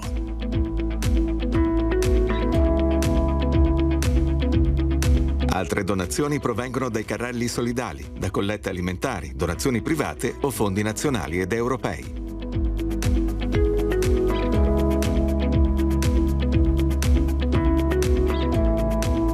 Le eccedenze recuperate vanno a rifornire i nostri empori solidali, diretti a Schio e Tiene e indiretto a Villa Verla.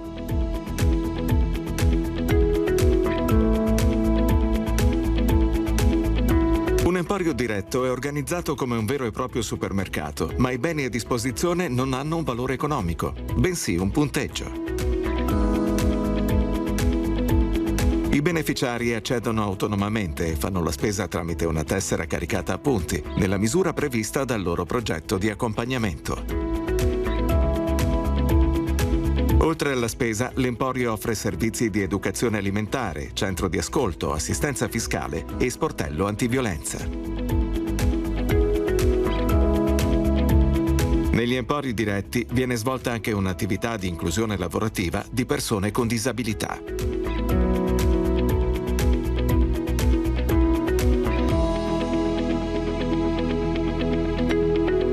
L'emporio indiretto invece non accoglie direttamente i beneficiari, ma funge da centro logistico. Svolge la propria attività distribuendo gli aiuti alimentari tramite un sistema capillare di realtà no profit, che si approvvigionano a Villa Verla e distribuiscono poi negli sportelli periferici dislocati nel territorio.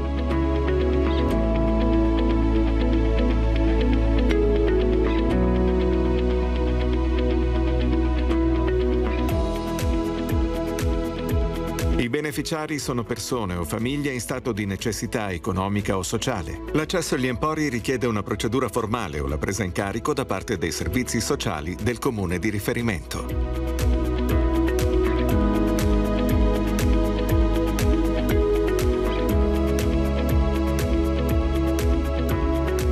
Sono molteplici gli effetti degli empori solidali. I beneficiari ricevono un aiuto concreto. Gli enti pubblici integrano i servizi di sostegno alla popolazione. Gli esercizi commerciali e produttori alleggeriscono gli oneri di magazzino e smaltimento e possono usufruire di sgravi fiscali. Le associazioni no profit mettono in moto percorsi di solidarietà. Diminuisce il volume dei rifiuti prodotti, riducendo l'impatto negativo sull'ambiente.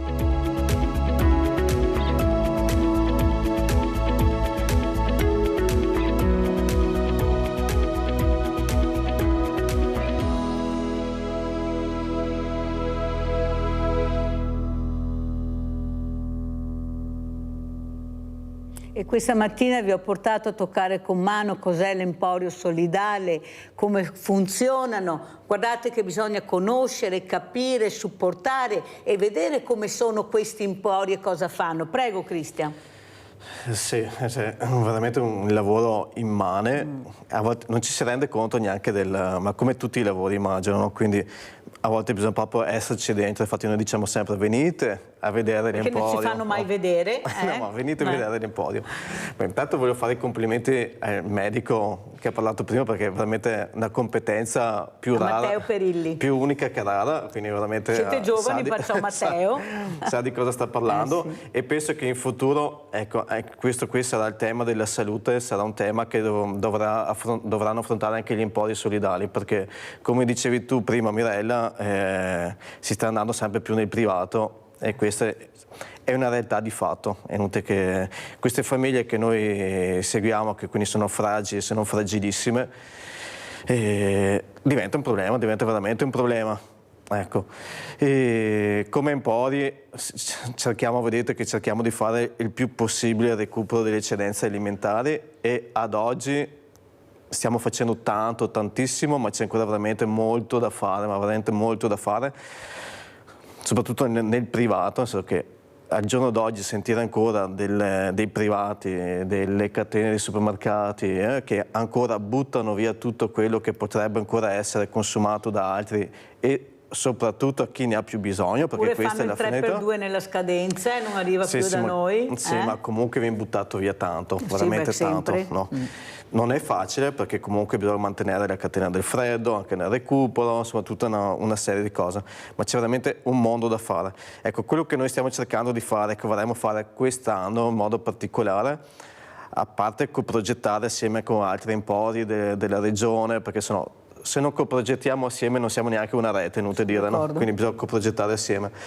Ma è proprio quello di divulgare, ecco, questo che avete visto è soprattutto recupero di eccedenze alimentari, ma la questione del dono, del donare, ecco, si sta un po' spegnendo nelle nostre realtà. Una volta, appunto, come dicevamo prima, le parrocchie erano molto attive su questo, dobbiamo stare attenti su questo, che gli empori non siano delegati. Ok, adesso si arrangia l'emporio e basta. No, cioè la questione del dono, cosa vuol dire donare? Perché mi viene in mente il discorso dei vestiti, no? Dono i vestiti che io non uso più. Quello lì non è donare, è liberarsi gli armadi. È un'altra cosa. Che è un'altra roba, questione del dono. E quindi creare una rete di sostegno verso gli empori, ma proprio come dono, no? Come dono da parte dei cittadini, liberi cittadini, no? Che appoggiano l'attività di emporio. Qui ci vuole un grande sforzo da parte di tutti, e spero anche della Regione Veneto. Ecco, prima dicevamo che quest'anno non sappiamo ancora se ci troviamo 3 empori come l'anno scorso, fare una giornata assieme. Siamo a fine maggio ormai. Siamo a fine maggio, no? Ma sembra una cavolata, no? Però più gli empori si conoscono tra di loro, intanto si prendono di spunto buone pratiche che altri empori fanno, no? C'è uno scambio sia di idee, sia di merce, sia di attività, no? Quindi creare sta rete veramente di supporto. Io cerco di fare scambio di prodotti anche con altri empori, per dire, no? Perché magari tu nella tua realtà recuperi un prodotto perché hai delle aziende produttrici del luogo, no? Del posto, che sono lì, e magari non sai neanche cosa farne, sono talmente tante, ma di una tipologia solo, no? Io nel mio territorio ho altre aziende che producono altre cose e magari hanno un'eccedenza. Scambiare i prodotti? Diventa, ecco, il discorso dello scambio è fondamentale. Abbiamo Sandra da Padova, vai Sandra. Buongiorno agli ospiti. Sì, io ho guardato adesso il filmato e devo dire chapeau, perché fanno un lavoro per la comunità che è incommiabile, perché purtroppo, Milena, buttano via tanto cibo, ma non solo i supermercati, anche le famiglie. Sì, io sono stata abituata, forse altri anni, che non si buttava via niente, perché mia mamma, io ancora adesso, se faccio un po' di risotto in più, faccio le crocchette, faccio i gnocchetti di riso, cioè cerco di non buttare via niente. Primo perché il mangiare costa, ma anche perché è come buttare via un pezzo di pane. Io non butto via il pane, è una roba che mi viene il magone. Cioè buttare via un panino perché è duro, lo tengo, magari mi può servire per fare il pane grattugiato o per fare le polpette. Cioè io vedo, quando vado a buttare le immondizie sull'umido, vedo veramente dei sacchetti trasparenti, Mirella, che hanno pieni di roba, ma pieni. Ma come? Io non dovevo lasciare niente nel piatto. Porca miseria, e a casa mia non è che navigavamo, eravamo benestanti, eravamo una famiglia normale che il cibo non è mai mangiato perché mia mamma aveva patito tanta fame e allora il cibo era la cosa essenziale. però io vedo molto spreco. Grazie Sandra, molto chiara, devo correre perché devo far vedere i servizi, sei stata molto chiara su quello che hai detto, purtroppo c'è uno spreco che fa veramente spavento ancora adesso, pensate anche in questo momento carne, di tutto, formaggi, di tutto e di più che va buttato via, frutta, verdura. Scusami se ti interrompo, ma ricordiamoci che lo spreco più grande è nelle nostre case, perché a volte come ha detto Sandra. Esatto, si fa presto a dire al supermercato. Ha ragione Sandra, lo spreco più grande in assoluto viene fatto nelle nostre famiglie. Abbiamo Livio da Padova, vai Livio. Mirella, ciao, saluto i tuoi ospiti. Ciao. Prima si parlava delle liste d'attesa.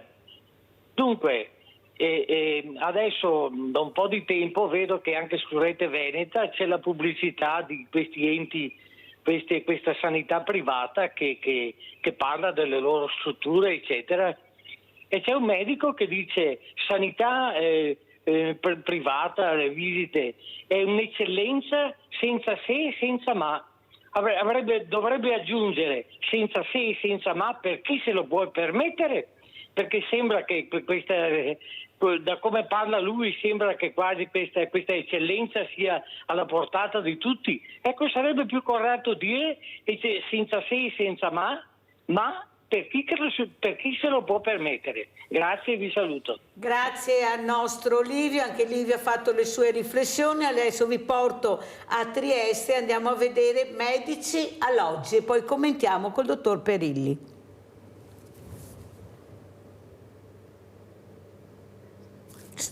Sì.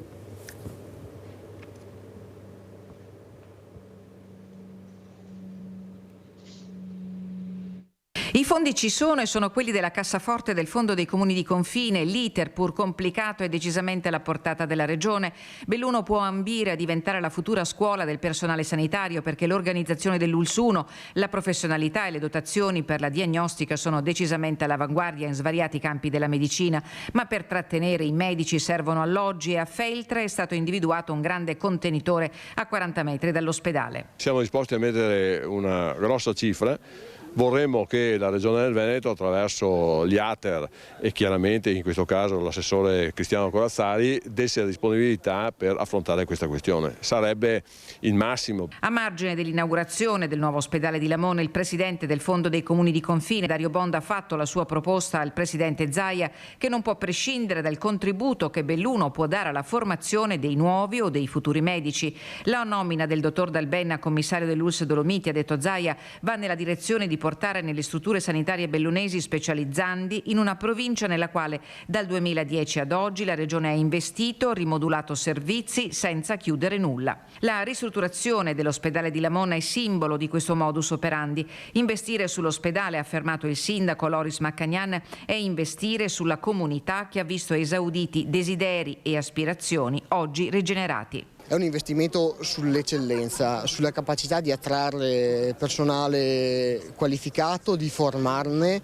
di avere un nome importante e di poi rimanere all'altezza di quel nome, come ospedale e come comunità, perché le due cose davvero convivono su tutto.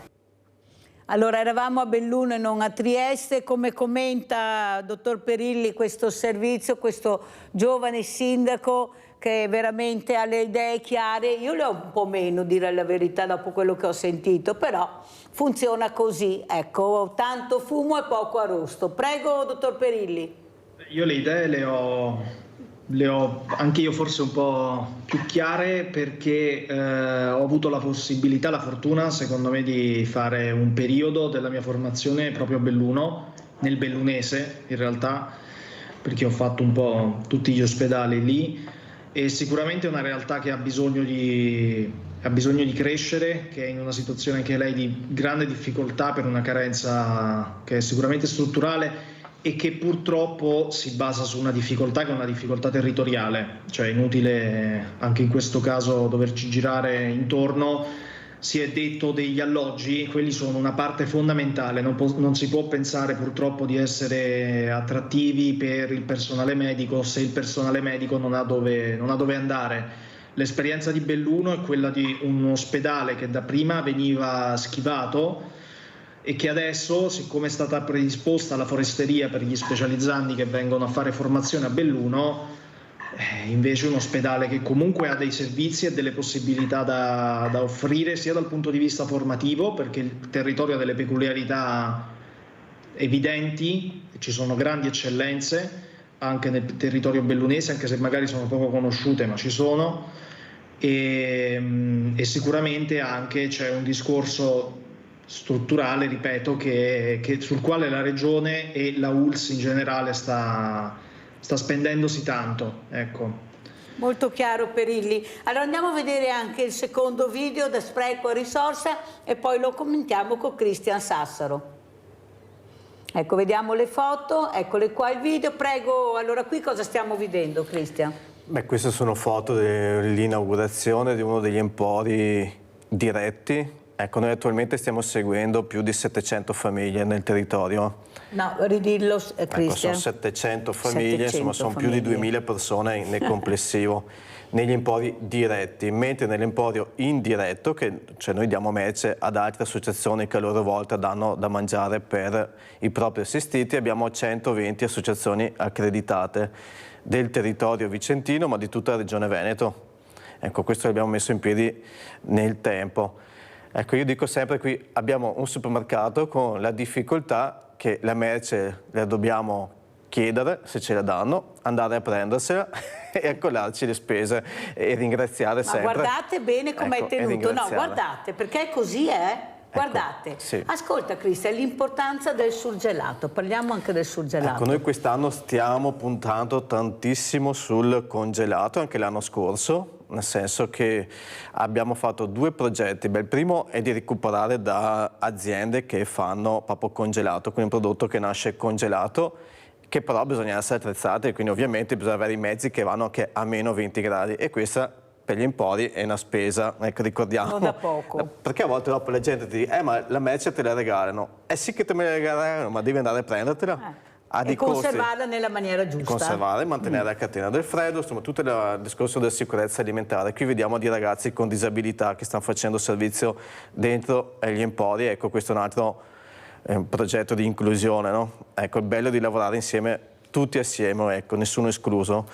E ecco, sul congelato l'anno scorso siamo partiti con un progetto nel congelare, eccolo qua, eccedenza sotto zero, con alcuni punti vendita del gruppo unico, quindi congelare dopo aver fatto tutte le analisi organolettiche, batteriologiche, sugli alimenti, insomma abbiamo fatto un bel progetto. È un bel periodo intensivo su questo tipo di progettazione per congelare quei prodotti che nascono freschi. Facciamo esempi pratici che tutti capiscono. La carne e il pesce, che arriva già con una scadenza. Quelli che hanno superato i test il giorno della scadenza, quindi sono ancora perfetti, vengono congelati e rietichettati dai punti vendita. Quindi congelati in maniera che c'è un'altra data di scadenza. Poi sono stati analizzati dopo 30-60 giorni. Adesso stiamo ampliando questo tipo di prodotti, proprio come gamma, come famiglie di prodotti, e ampliarle in altri punti vendita. Questo è un primo step. Seconda cosa che vogliamo fare, stessa procedura, protocollo sanitario, è stato fatto un protocollo sanitario con condiviso con le ULSS di competenza, farlo dentro agli empori solidali. Non so se capita anche a voi che a volte magari ti arrivano montagne, che ne so, di pasta frolla, adesso mi viene a dire una cosa così, no, che la devi consumare subito perché ha una scadenza velocissima, quindi un altro poi la devi lanciare alle persone pur di non buttarla, no? Ecco, pensare a questo tipo di progetto di congelamento e di etichettamento all'interno degli empori solidali con l'attrezzatura adeguata ti fornisce un prodotto che puoi consumare nel tempo, no? E gli assistiti trovano nel tempo molti prodotti diversificati, quindi avete visto dalla frutta e verdura, la carne, il pesce, quindi non più l'olio, la pasta e il pomodoro, perché noi pensiamo così, no?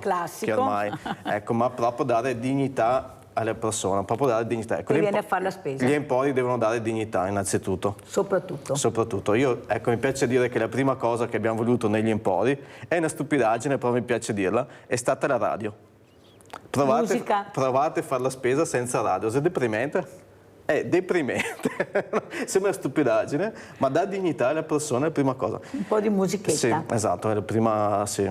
dopo fare come gli altri, cioè noi andiamo al supermercato, non abbiamo la musica sotto, perché gli altri no? Perché gli altri no?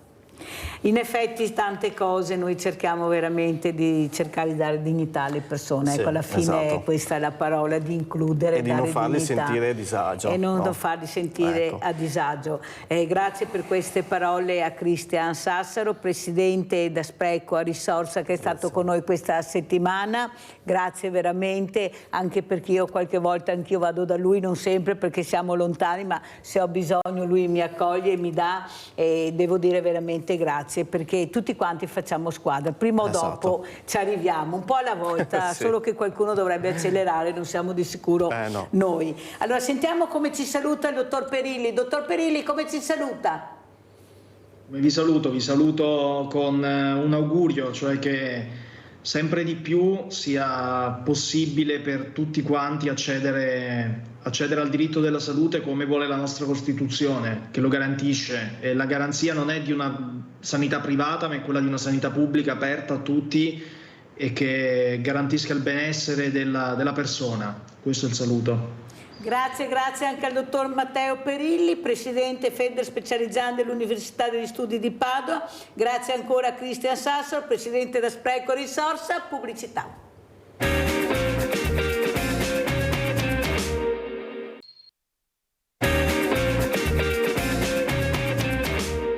Delegata che ha seguito il lavoro e che rappresenta anche le mamme non si fa, come è andata? Sentiamo Anna Maria. Eccole lì. Vogliamo anche cogliere l'occasione per chiedere che si faccia questa indagine di corte alla Regione Veneto che aspettiamo da tanto tempo sulle conseguenze cliniche della fortissima esposizione ai PFAS che c'è stata negli anni precedenti e che abbiamo dimostrato a presa diretta che continua. Approfittiamone.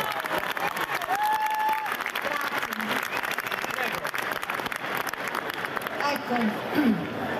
Allora, al tavolo dell'ecologia ci siamo trovati un centinaio di persone, rappresentanti di gruppi e movimenti, tutti impegnati nel campo dell'ecologia, e inizialmente abbiamo condiviso le sofferenze dei nostri territori, perché di questo parliamo, ecco, di territori che soffrono, ecco, per cui abbiamo condiviso anche la solitudine e la fatica a volte di trovarci soli e a volte anche di trovarci non compresi nel prendersi cura dei nostri territori.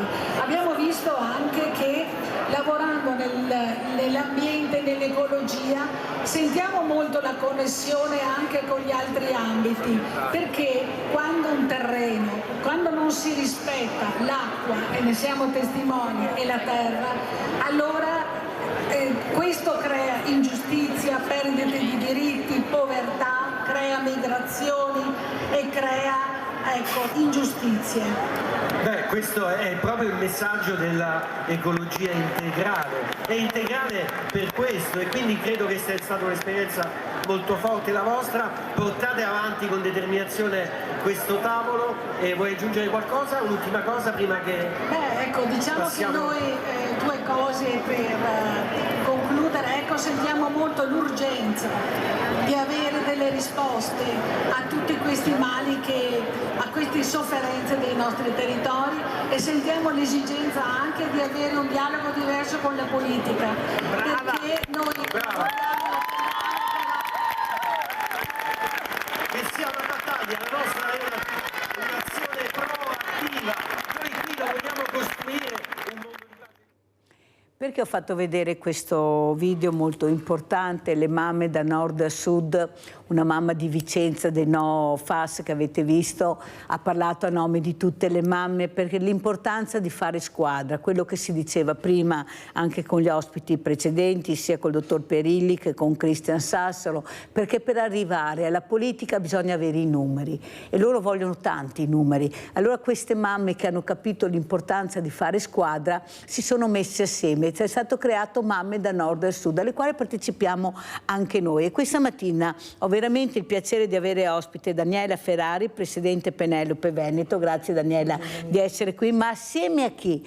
Un'altra fondatrice, abbiamo Gilda Milani, fondatrice Penelope Veneto e Italia. Grazie Gilda anche a te di essere qui con noi per spiegare l'importanza di questa associazione, e saluto anche da Padova Maurizio Antonini, direttore CIA Veneto, Confederazione Italiana Agricoltori, perché dopo quello che è successo veramente, direttore, mi sembrava ovvio invitarla, grazie che ha accettato l'invito, e spiegare che forse non è colpa di tutte le aziende o di tutte le persone che non sono messi in sicurezza, ma forse qualcun altro doveva provvedere in altre maniere, mettere in sicurezza il territorio, investire nel territorio. Ecco, lo dico io, non lo dice lei, poi lei dirà quello che vorrà, però io vorrei proprio partire da Gilda. Gilda, tu sei fondatrice di questa importante associazione Penelope, che cerca di dare risposta a queste famiglie sconvolte, distrutte, a questa legge non chiara, un po' alla volta ci si arriva, però fino all'altro giorno, se non erano passate le 24 ore, non si poteva iniziare le ricerche, tante cose, un po' alla volta si riesce a costruire un puzzle, ma non siamo ancora alla fine, siamo forse agli inizi, qualcosa si muove, perché è giusto dire quello che è, non si può dire che va tutto bene. Prego Gilda, come vedi la situazione? Allora, innanzitutto diciamo che quando è successo appunto il caso di mia figlia, di scomparse non si sapeva nulla, nessuno ne parlava, le famiglie si recavano a fare la denuncia della scomparsa, dopodiché erano abbandonate a se stessi.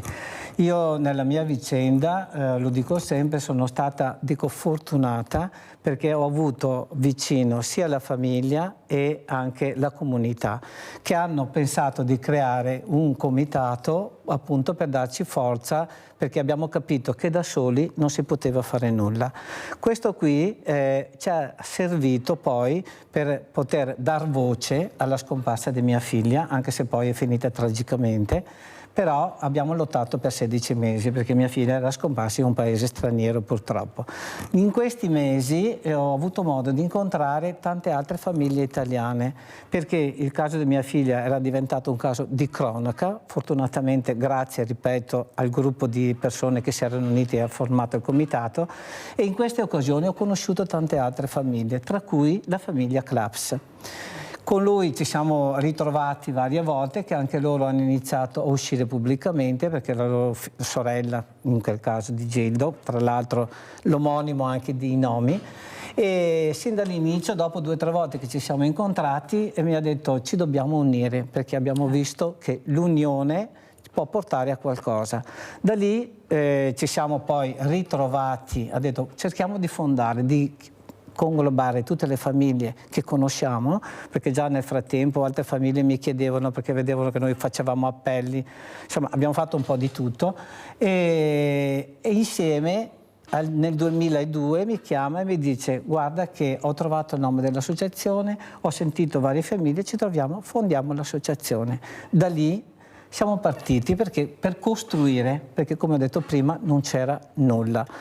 E fortunatamente abbiamo avuto vicino anche una parlamentare bassanese che ci ha dato una mano, abbiamo cominciato a entrare presso le istituzioni, abbiamo presentato un testo di legge che però per avere un piccolo risultato sono passati 10 anni purtroppo, e ci hanno dato solo 2 righe dicendo che le ricerche dovrebbero partire immediatamente. Purtroppo ancora oggi non sempre, cioè si è modificato molto, lei lo sa benissimo perché ultimamente è lei che è sempre nel pezzo ecco, che va a battagliare con le istituzioni, però c'è ancora tanto da fare, in particolare nelle ricerche. Allora sentiamo anche Maurizio Antonini, il direttore Antonini. La Gilda Milani ha detto la scomparsa delle persone, qui noi vedremo la scomparsa delle aziende se non arriveranno gli aiuti, i supporti in questo paese che tu hai i doveri ma hai pochi diritti, specialmente quando capitano queste calamità, fai la rendicontazione, fai le fotografie, fai. Però sono anni che sentiamo queste cose, che gli aiuti non arrivano, non sembra che in Emilia-Romagna sia arrivato a tutto questo, in Irpinia. Cosa ci dice, direttore, e soprattutto qual è la sua preoccupazione, dottor Antonini? Beh, guardi Mirella, innanzitutto la ringrazio lei, ringrazio la rete televisiva per darci la possibilità oggi di fare il punto della situazione, una situazione sicuramente molto difficile, molto grave nel territorio. Questa ulteriore calamità ha provocato grossissimi danni, non specifici su un'unica provincia, ma su un intero territorio che è il territorio regionale. Dalle prime stime che abbiamo fatto superano abbondantemente i 50 milioni di euro i danni alle colture che si sono provocati con questi allagamenti. Ha detto benissimo lei, oggi le aziende sono in difficoltà, ma guardi, sono in difficoltà non solo per i cambiamenti climatici che oggi noi vediamo, qualche anno fa ne parlavamo per il problema della siccità, oggi parliamo del problema dell'allagamento, ma il problema oggi che abbiamo in agricoltura è che i nostri prodotti non vengono pagati in maniera corretta e in base anche alla qualità dei prodotti che noi abbiamo. E quindi se questo facciamo un unico elemento di criticità, beh, allora ha senso nel dire che le aziende agricole nel Veneto negli ultimi anni sono diminuite, migliaia di aziende agricole, oggi stiamo parlando di 57.000 aziende agricole nel Veneto e una decina d'anni fa si parlavano di circa 80.000 aziende agricole, ma vede, nel momento in cui, lo diciamo sempre, lo dico io, lo dice la nostra organizzazione, ma lo dicono tutti, nel momento in cui si chiude un'azienda agricola, guardi, non è che si chiuda un'attività produttiva, ma si chiude anche quelle sentinelle del territorio che sono gli agricoltori, che poi svolgono una funzione importantissima per quanto riguarda l'attività agricola in generale, e quindi anche la parte paesaggistica e la parte ambientale. Ce ne accorgiamo poi quando succedono questi disastri, è successo qua, è successo in Emilia-Romagna, sta succedendo generalmente in tutta Italia, nel momento in cui i terreni non vengono più coltivati nella maniera corretta, succedono queste catastrofi che poi tutto il sistema ne soffre, perché quando parliamo del settore agricolo, il settore agricolo è il settore primario per la produzione, ma guardi, è anche il settore che ci permette oggi di parlare di paesaggio e di parlare anche di turismo, e quindi per noi il turismo nel Veneto è un altro elemento importante. Se non c'è l'agricoltura, non ci sono gli agricoltori, non c'è nemmeno questo, e quindi la difficoltà che noi oggi abbiamo è proprio questo.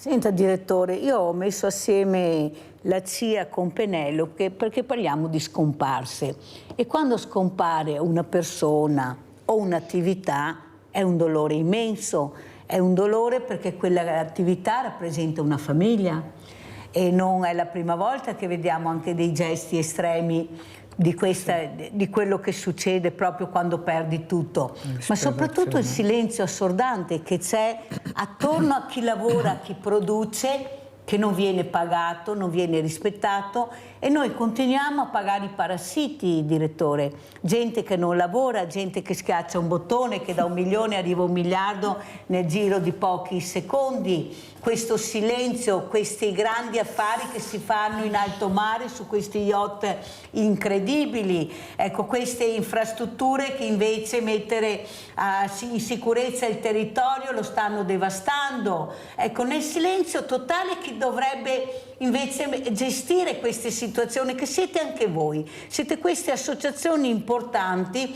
dove l'agricoltore si iscrive, dove la famiglia che scompare il proprio caro va da Penelope, eppure non riuscite a farvi ascoltare perché il binario unico è business. Tanto business sulle tasche di pochi ai danni di molti, che sono i nostri agricoltori. Ma se chiudono questi, dove andiamo a mangiare? Cosa mangeremo?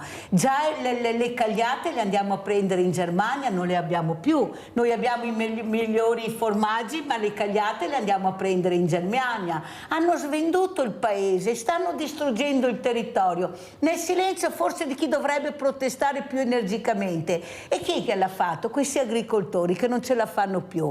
Allora, quando hanno visto il numero di trattori, anche la politica italiana ha fatto marcia indietro, ha detto attenzione, perché i numeri fanno paura. Cosa ci dice, direttore? Poi sentiamo anche Penelope, prego. Guardi, le ultime manifestazioni che sono state fatte in maniera democratica, soprattutto qui in Italia, hanno dimostrato questo, hanno dimostrato la difficoltà che vive oggi il settore dell'agricoltura. Beh, guardi, su questo le organizzazioni agricole hanno cercato e stanno cercando di modificare le norme, perché ci possono essere determinate norme come quella delle pratiche sleali, come quella del costo di produzione, sono elementi determinanti che devono essere inseriti in una norma importante, una norma nazionale che diano la garanzia alle nostre aziende agricole della redditività della propria attività che loro fanno. Ecco, su questo oggi il settore dell'agricoltura, le organizzazioni stanno individuando il percorso da tenere. Chiaro, su questo dobbiamo avere un'alleanza che non può non essere l'alleanza con la politica. Però ritornando ai grossi problemi che noi oggi abbiamo per quanto riguarda il settore e quindi il problema climatico che abbiamo subito in questi giorni, e speriamo che nelle prossime ore non succeda il resto, danno la forma di tutto quanto questo. Per anni siamo stati inascoltati noi e sono stati inascoltati anche i consorzi di bonifica che lavorano a fianco delle organizzazioni agricole e insieme anche con la politica per cercare di trovare una salvaguardia idrogeografica del nostro territorio. Oggi sembra che la politica dia delle linee importanti su questo, la creazione dei bacini degli invasi, ma anche la necessità e la possibilità di trovare la sicurezza anche degli argini. Noi abbiamo molti fiumi pensili. Quando si parla di fiumi pensili, sono fiumi tra l'altro nati come quello del Musone di Sassari circa nel 1300, ma dalle risorgive, e che scorrono a livello del terreno e hanno la caratteristica del fiume perché hanno gli argini li dobbiamo manutentare, non si possono lasciare là argini alla non manutenzione, tra l'altro con le nutrie, con i tassi che ma mi scusi direttore, ma apriamo una parentesi. Ma non è che questo non si sappia, direttore, si sa dove c'è la fragilità, si sa come si potrebbe intervenire. Io rimango allibita a vedere gru, massi, sempre dopo. Ma perché non prima? Ma perché non si previene se sai che c'è quel problema, che è un manufatto vecchio, che non può reggere se vengono queste ondate? Chi ha detto i lavori lo dicono, attenzione, attenzione, ci saranno questi nubifragi, non si chiamano bombe d'acqua, si chiamano nubifragi intensi che possono creare dei problemi. Ma perché tutti quanti passano il cerino e alla fine paga la famiglia che si ritrova la casa, la gatta, l'agricoltore che vede spazzato via tutto, completamente tutto, macchinari? Hai voglia di rimetterti in pista? Allora io vorrei sentire anche Daniela Ferrari. Daniela, hai voglia di rimetterti in pista? Perdi la figlia e non hai risposte perché la politica ha fatto delle leggi che non ti consentono di avere delle risposte immediate, di applicare le leggi che sono veramente conforme la persona, conforme viene interpretata la legge. La Costituzione è chiara, ma se poi non mi applichi la legge oppure interpretazioni, io non ne vado fuori e la famiglia rimane con le spalle al muro. Prego Daniela. Esatto, voglio ricordare che è molto difficile riuscire ad avere una legge ad hoc quando si ha un problema ed è ancora più difficile poi fare in modo che questa venga applicata. Rispetto a quello che hai detto prima, faccio un inciso brevissimo. Mercoledì scorso la Sciarelli in trasmissione ha sentito una famiglia a cui è stato detto ancora da un appartenente alle forze dell'ordine bisogna attendere 24 ore. Quindi voglio dire, siamo fuori dai binari. Mentre parlava il direttore del CIA mi veniva in mente che una delle cause delle scomparse è anche la difficoltà economica e noi ce ne siamo accorti perché noi, tu lo sai, noi facciamo anche attività di prevenzione, studiamo il fenomeno perché se non lo conosciamo non lo possiamo nemmeno fronteggiare. L'anno scorso c'è stata un'alta incidenza di uomini, quindi noi abbiamo letto questa percentuale maggiore di uomini nella fascia di età tra i 65 e i 18 anni come legata anche a una difficoltà economica in aumento. Ovviamente questi episodi, queste esondazioni che mettono in ginocchio le attività agricole e tutto quello che rientra nel mondo dell'economia, che mette in ginocchio il piccolo, va a incidere anche sulle cause della scomparsa, senza contare che poi la manutenzione costante delle vie idriche, io parlo in modo egoistico, ci aiuterebbe anche a trovare quegli scomparsi che si presuppone che siano nei fiumi, che non riusciamo a riportare a casa, quindi c'è una duplice aspetto da considerare. Noi dialoghiamo con tutti perché riteniamo che per andare avanti bisogna andare avanti le 4 gambe di una sedia, perché la sedia sia in equilibrio, devono essere uguali, no? Non può esserci un settore che va meglio a scapito di tutti gli altri. Quindi siamo a favore di una legislazione che sia molto più precisa, che risponda alle esigenze del cittadino, ma anche al fatto che poi ci deve essere anche chi la fa applicare in modo puntuale. Certo, se no non ne viene fuori. È fatica se no non ne sprecata. viene fuori. Allora andiamo a vedere anche queste proteste degli agricoltori, andiamo a sentire cosa dicono.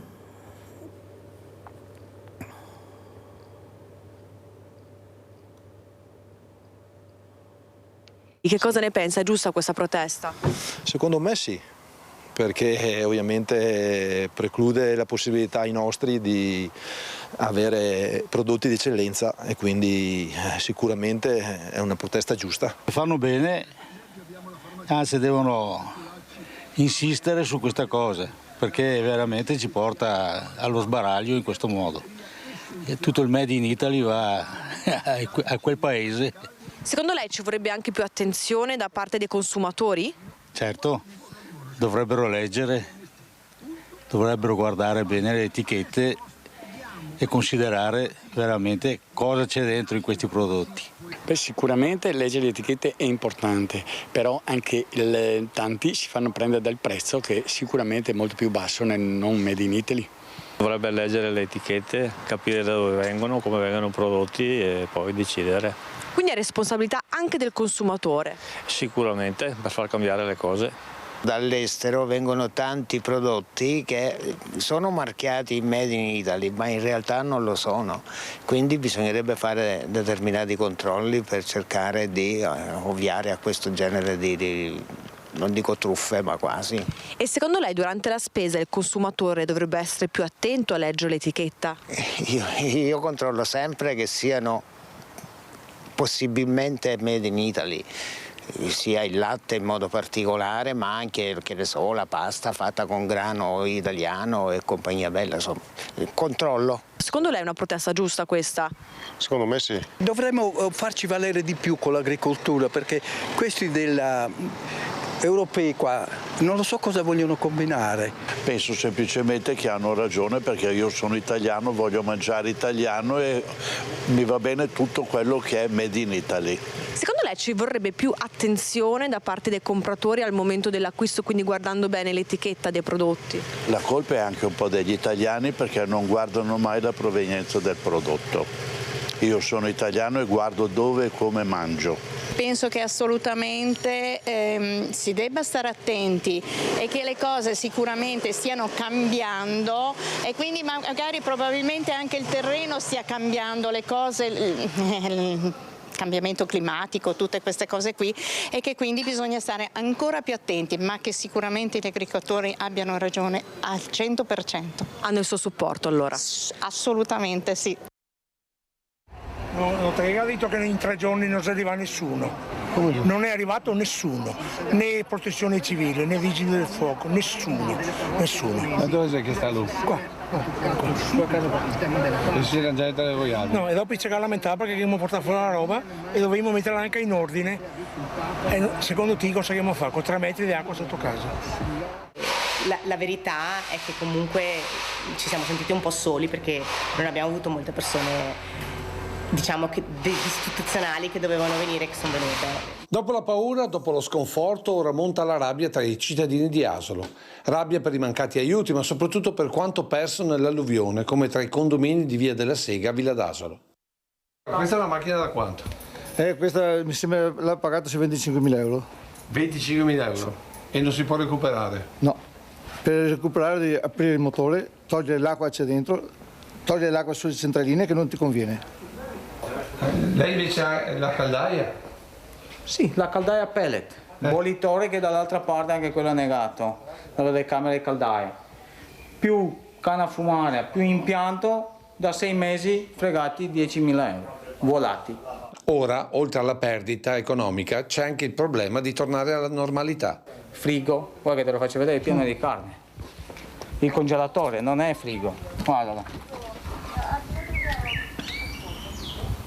Tutto pieno di carne, con l'acqua dentro. L'abbiamo tirato ieri un po', ma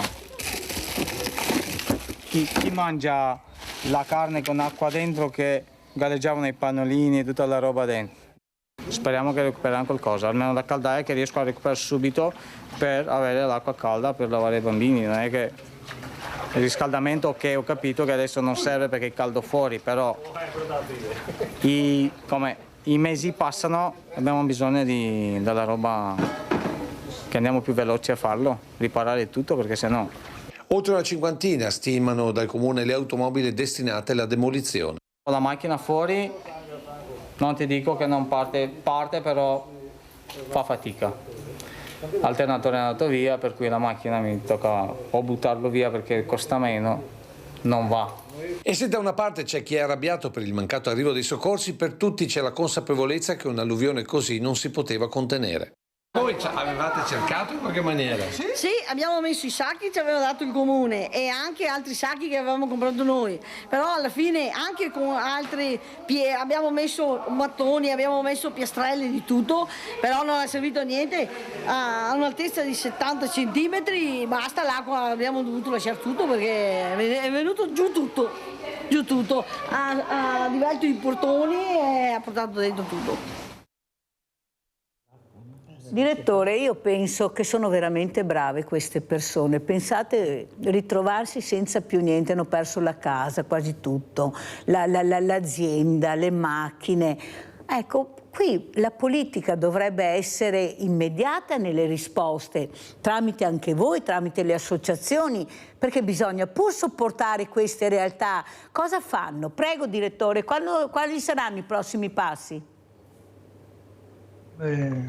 No, ovviamente massima solidarietà a queste persone, che tra l'altro sono persone eroiche, perché sono persone che vivono una grossa drammaticità nel proprio territorio e nelle proprie cose care, e quindi quando in 3 minuti vanno via le cose più belle che si hanno nella propria casa, nella propria abitazione, nelle proprie vite comuni, io penso che sia un grande dolore da parte di tutti.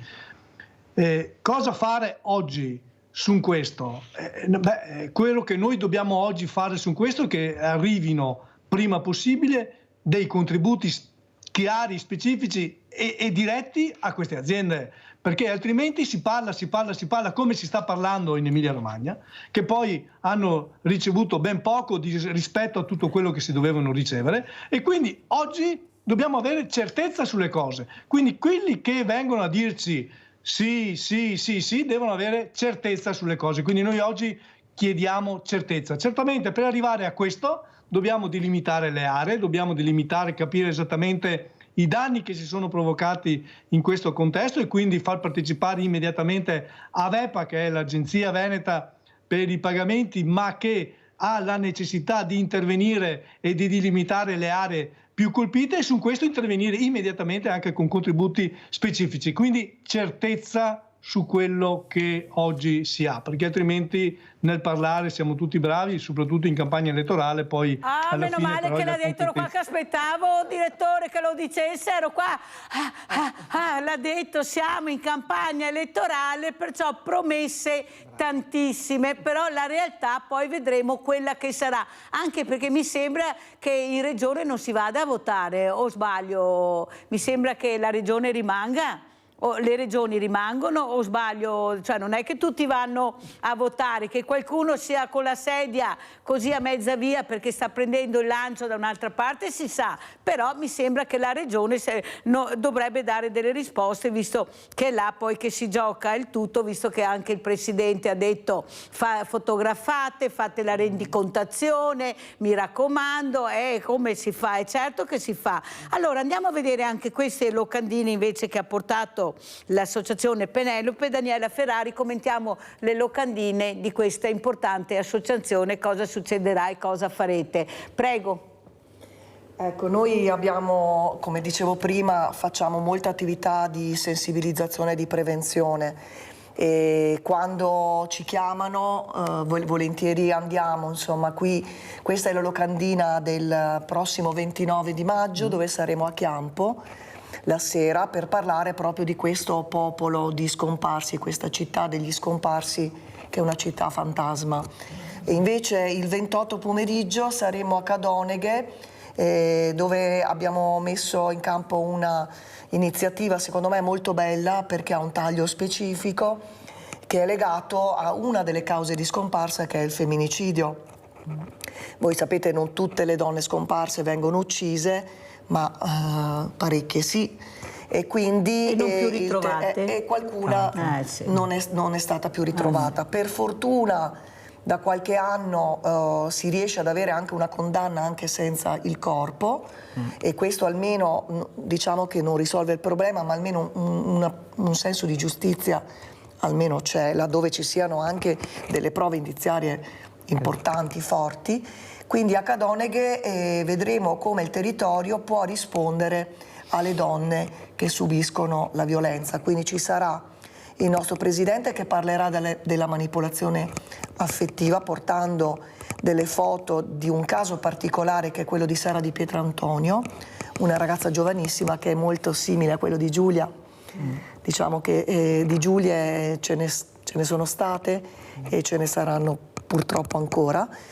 E ci sarà un appartenente alle forze dell'ordine che spiegherà come va recepita la denuncia di scomparsa che in questo caso è stata catalogata nelle prime ore come allontanamento volontario, anche quello di Giulia, e poi ci sarà il territorio che spiegherà quali presidi offre per le donne che si trovano nella situazione di subire una violenza domestica.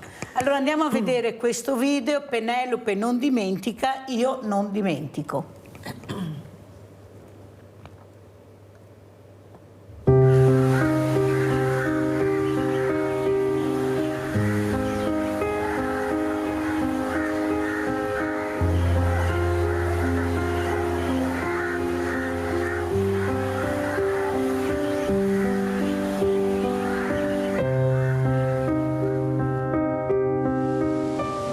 Penelope non dimentica, io non dimentico mio figlio. Penelope non dimentica, noi non dimentichiamo nostra figlia.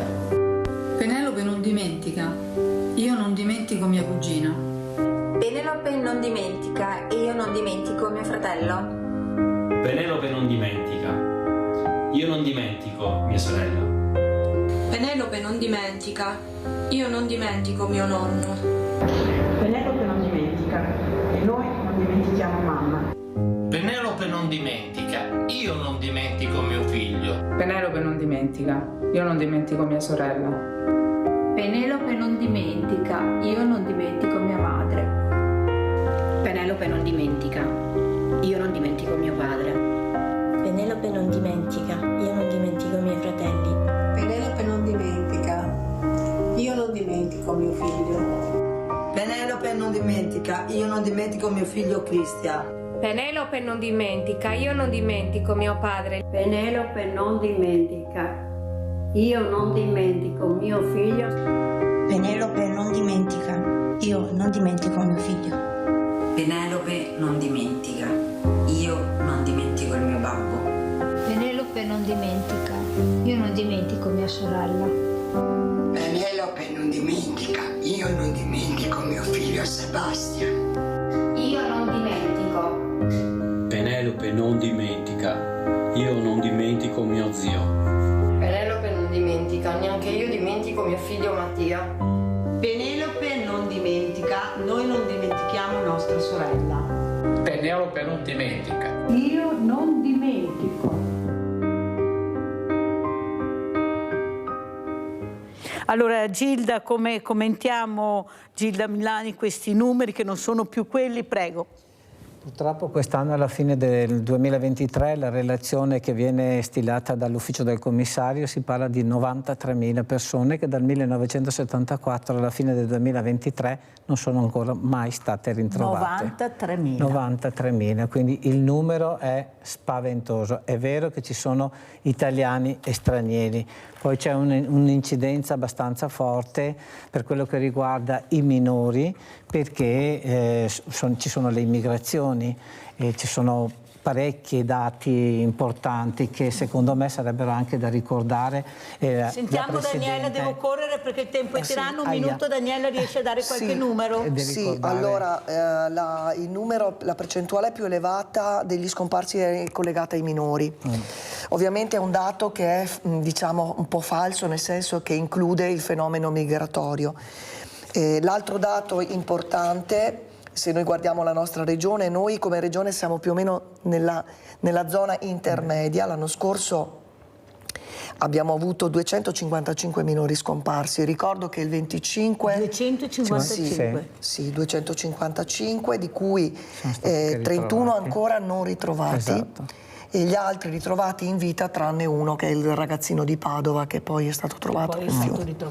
Ecco. Io devo chiudere, purtroppo devo ringraziare tantissimo sia Daniela Ferrari, presidente Penelope Veneto, sia Gilda Milani, fondatrice Penelope Veneto. Voglio ricordare che il 25 maggio è la giornata internazionale dei bambini scomparsi. Abbiamo detto anche questo, saluto anche Maurizio Antonini, direttore CIA Veneto, grazie anche a lei direttore di essere stato con noi, speriamo che queste aziende non scompaiano, cerchiamo veramente di sostenerle, batte i pugni direttore, batte i pugni, urli, faccia quello che vuole, ma fate qualcosa per queste aziende perché sono veramente la nostra linfa. Se parliamo di agricoltori, guardate che non ce ne sarà per nessuno, dobbiamo solo dire grazie e grazie anche a queste associazioni che stanno cercando di farsi ascoltare. Grazie. Andiamo a pranzo con la proposta di Mirella.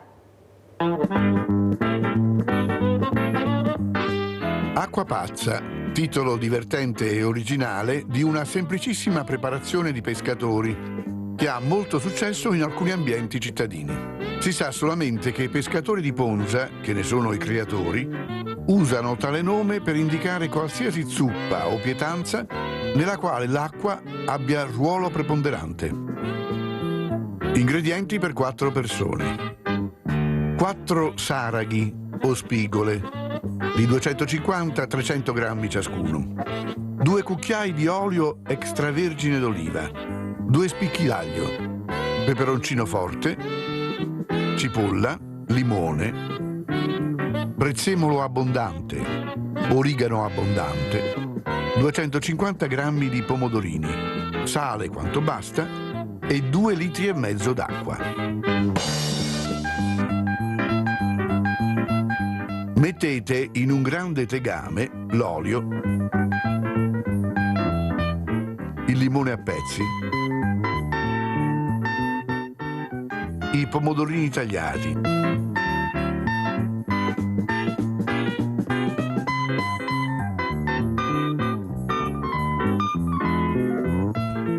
la cipolla,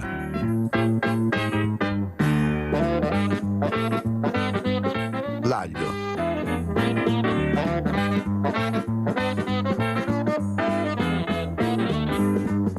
il prezzemolo, l'origano,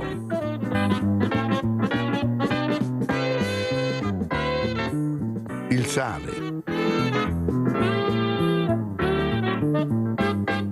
il peperoncino,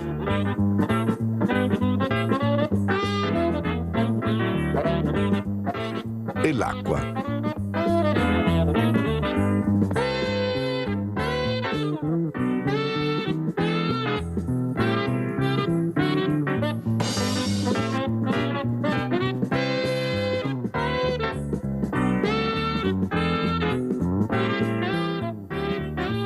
Mettete a bollire fin quando non si è leggermente ristretto.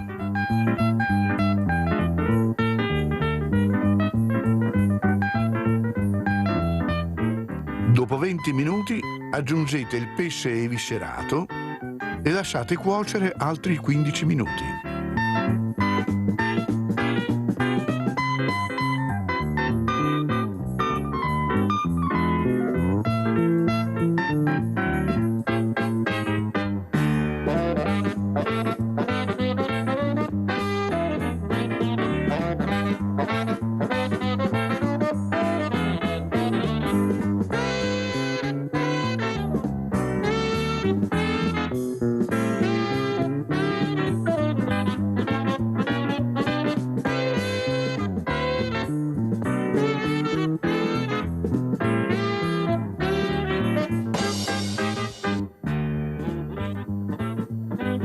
Servite con un poco dell'acqua di cottura e buon appetito!